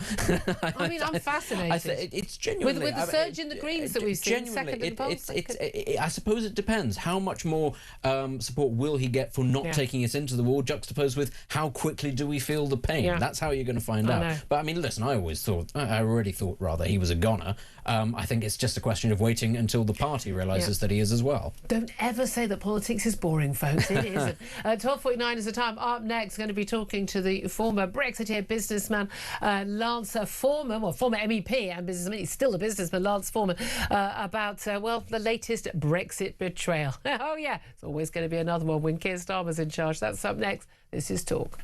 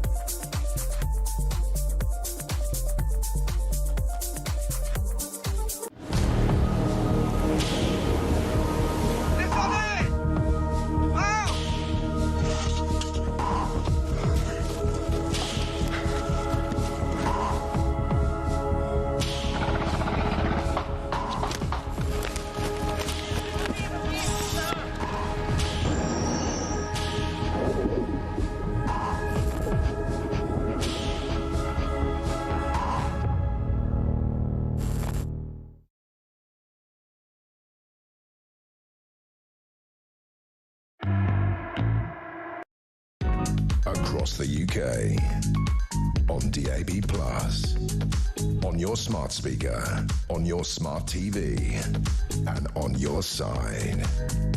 This is Talk. Very good afternoon. Welcome back to the show. Just to let you know that we've just had a little statement from the Prime Minister's official spokesman, and they've steered away from suggestions that a British aircraft carrier, this is the HMS Prince of Wales we mentioned earlier, is being ready to deploy to the Mediterranean amid the war with Iran. And the spokesman said that we've deployed significant offensive capabilities to protect British people and our allies in the region. This is the Middle East, obviously, and that includes Typhoons, F-35 jets, air defence systems, and an extra 400 personnel to Cyprus. But just point out that this has been bolstering our military presence in the Middle East since January, so we don't know how much of that has happened in the last week or so. Anyway, let's turn our attention to something else which is never far from the agenda with this government, bearing in mind the Prime Minister is a committed Remainer, not a Remainer. He spent 3 years from 2016 trying to stop Brexit from happening, to undermine it when, of course, he was shadow Brexit Secretary under Corbyn's leadership. And what a surprise, as soon as he got into office, despite everything they said about, honouring Brexit, they've been trying for this EU reset, which is basically trying to undermine our independence. And the ministers have admitted that the Starmer's reset with the European Union is going to hammer thousands of businesses with costly Brussels red tape, even if they don't trade with the bloc. Wasn't that part of the point of coming out? Well, let's talk about that with Lance Foreman. He's a former Brexiteer MEP and a businessman and joins us now. Good afternoon to you, Lance. Good afternoon to you, Julia. Lovely to speak to you. So, look, we always knew what he really thought. He didn't, he didn't really hide it. But what this Brexit reset, this EU reset, we're told we have to have good relations with our closest trading neighbours. What's not to like about that, Lance? Well, you don't need to face exactly the same rules as them to have good relations. You can have good relations with them anyway. I mean, what he's doing is, it's anti-democratic. Obviously, nobody's voted for this. It's bad for business. Business is not going to benefit from this one iota. And actually, probably more important than anything, it's completely misguided as to why business in the UK is suffering. It's not because we're not in the EU. Business is suffering because we've got far too much red tape and taxes are way too high.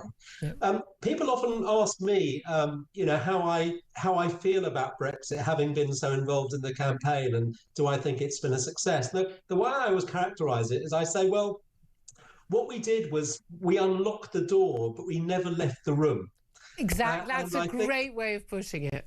And I think what Keir Starmer is doing now is, rather than letting us leave the room, he's locking the door again. Yeah. I was just away for the last week. Had some Americans, saying like, but Brexit was a terrible idea. I said, oh, really? You're going to do a deal in America, are you, to have Mexico and Canada tell you what your laws are, who can live in your country and your energy policy? I mean, are you insane? You wouldn't agree to that. Why would we? But this is the thing. There's no doubt at all the Labour Party under Keir Starmer is absolutely intent on taking us back into the EU. Do you think that'll ever happen? Well, they're going to do their damnedest. I mean, and they'll probably U-turn on it at the last minute. That's what they tend to do with all of their decisions. But the fact of the matter is, they just don't, there's nobody in the shadow cabinet that has been in private business. They have no You mean the cabinet? In the cabinet, sorry, the cabinet.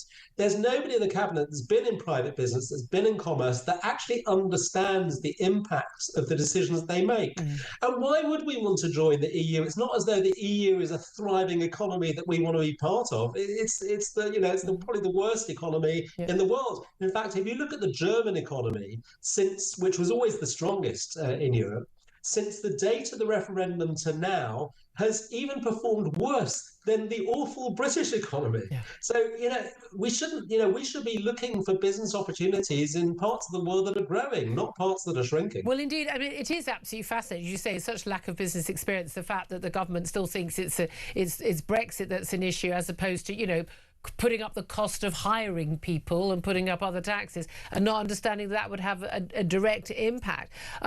In terms of this reset, I mean, part of the issue is, look, if you sell to any country, if we sell to America, you sell to Taiwan, wherever you sell to, you have to obey the laws of that country in terms of the product specifications and rules, don't you? But there's no reason why most people who are producing a good that's being sold in Britain or sold elsewhere, why they have to comply with EU regulation. And that is what the EU requires. And what Starmer's going to basically reset, which everything we do will have to comply with EU regulations, whether you're selling it to the EU or not.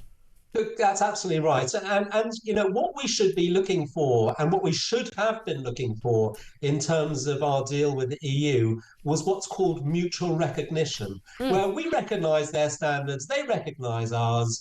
Broadly similar. You know, everybody's happy, but what they want is harmonisation, where you have to have exactly the same standards. And how mad is that? For 90% of businesses in the UK don't even trade with the EU. Why should they have to follow EU rules? You know, when French tourists come to the UK, do they say, "Oh, I'm sorry, I can't eat in your restaurant because your restaurant doesn't follow French rules and he follows British rules"?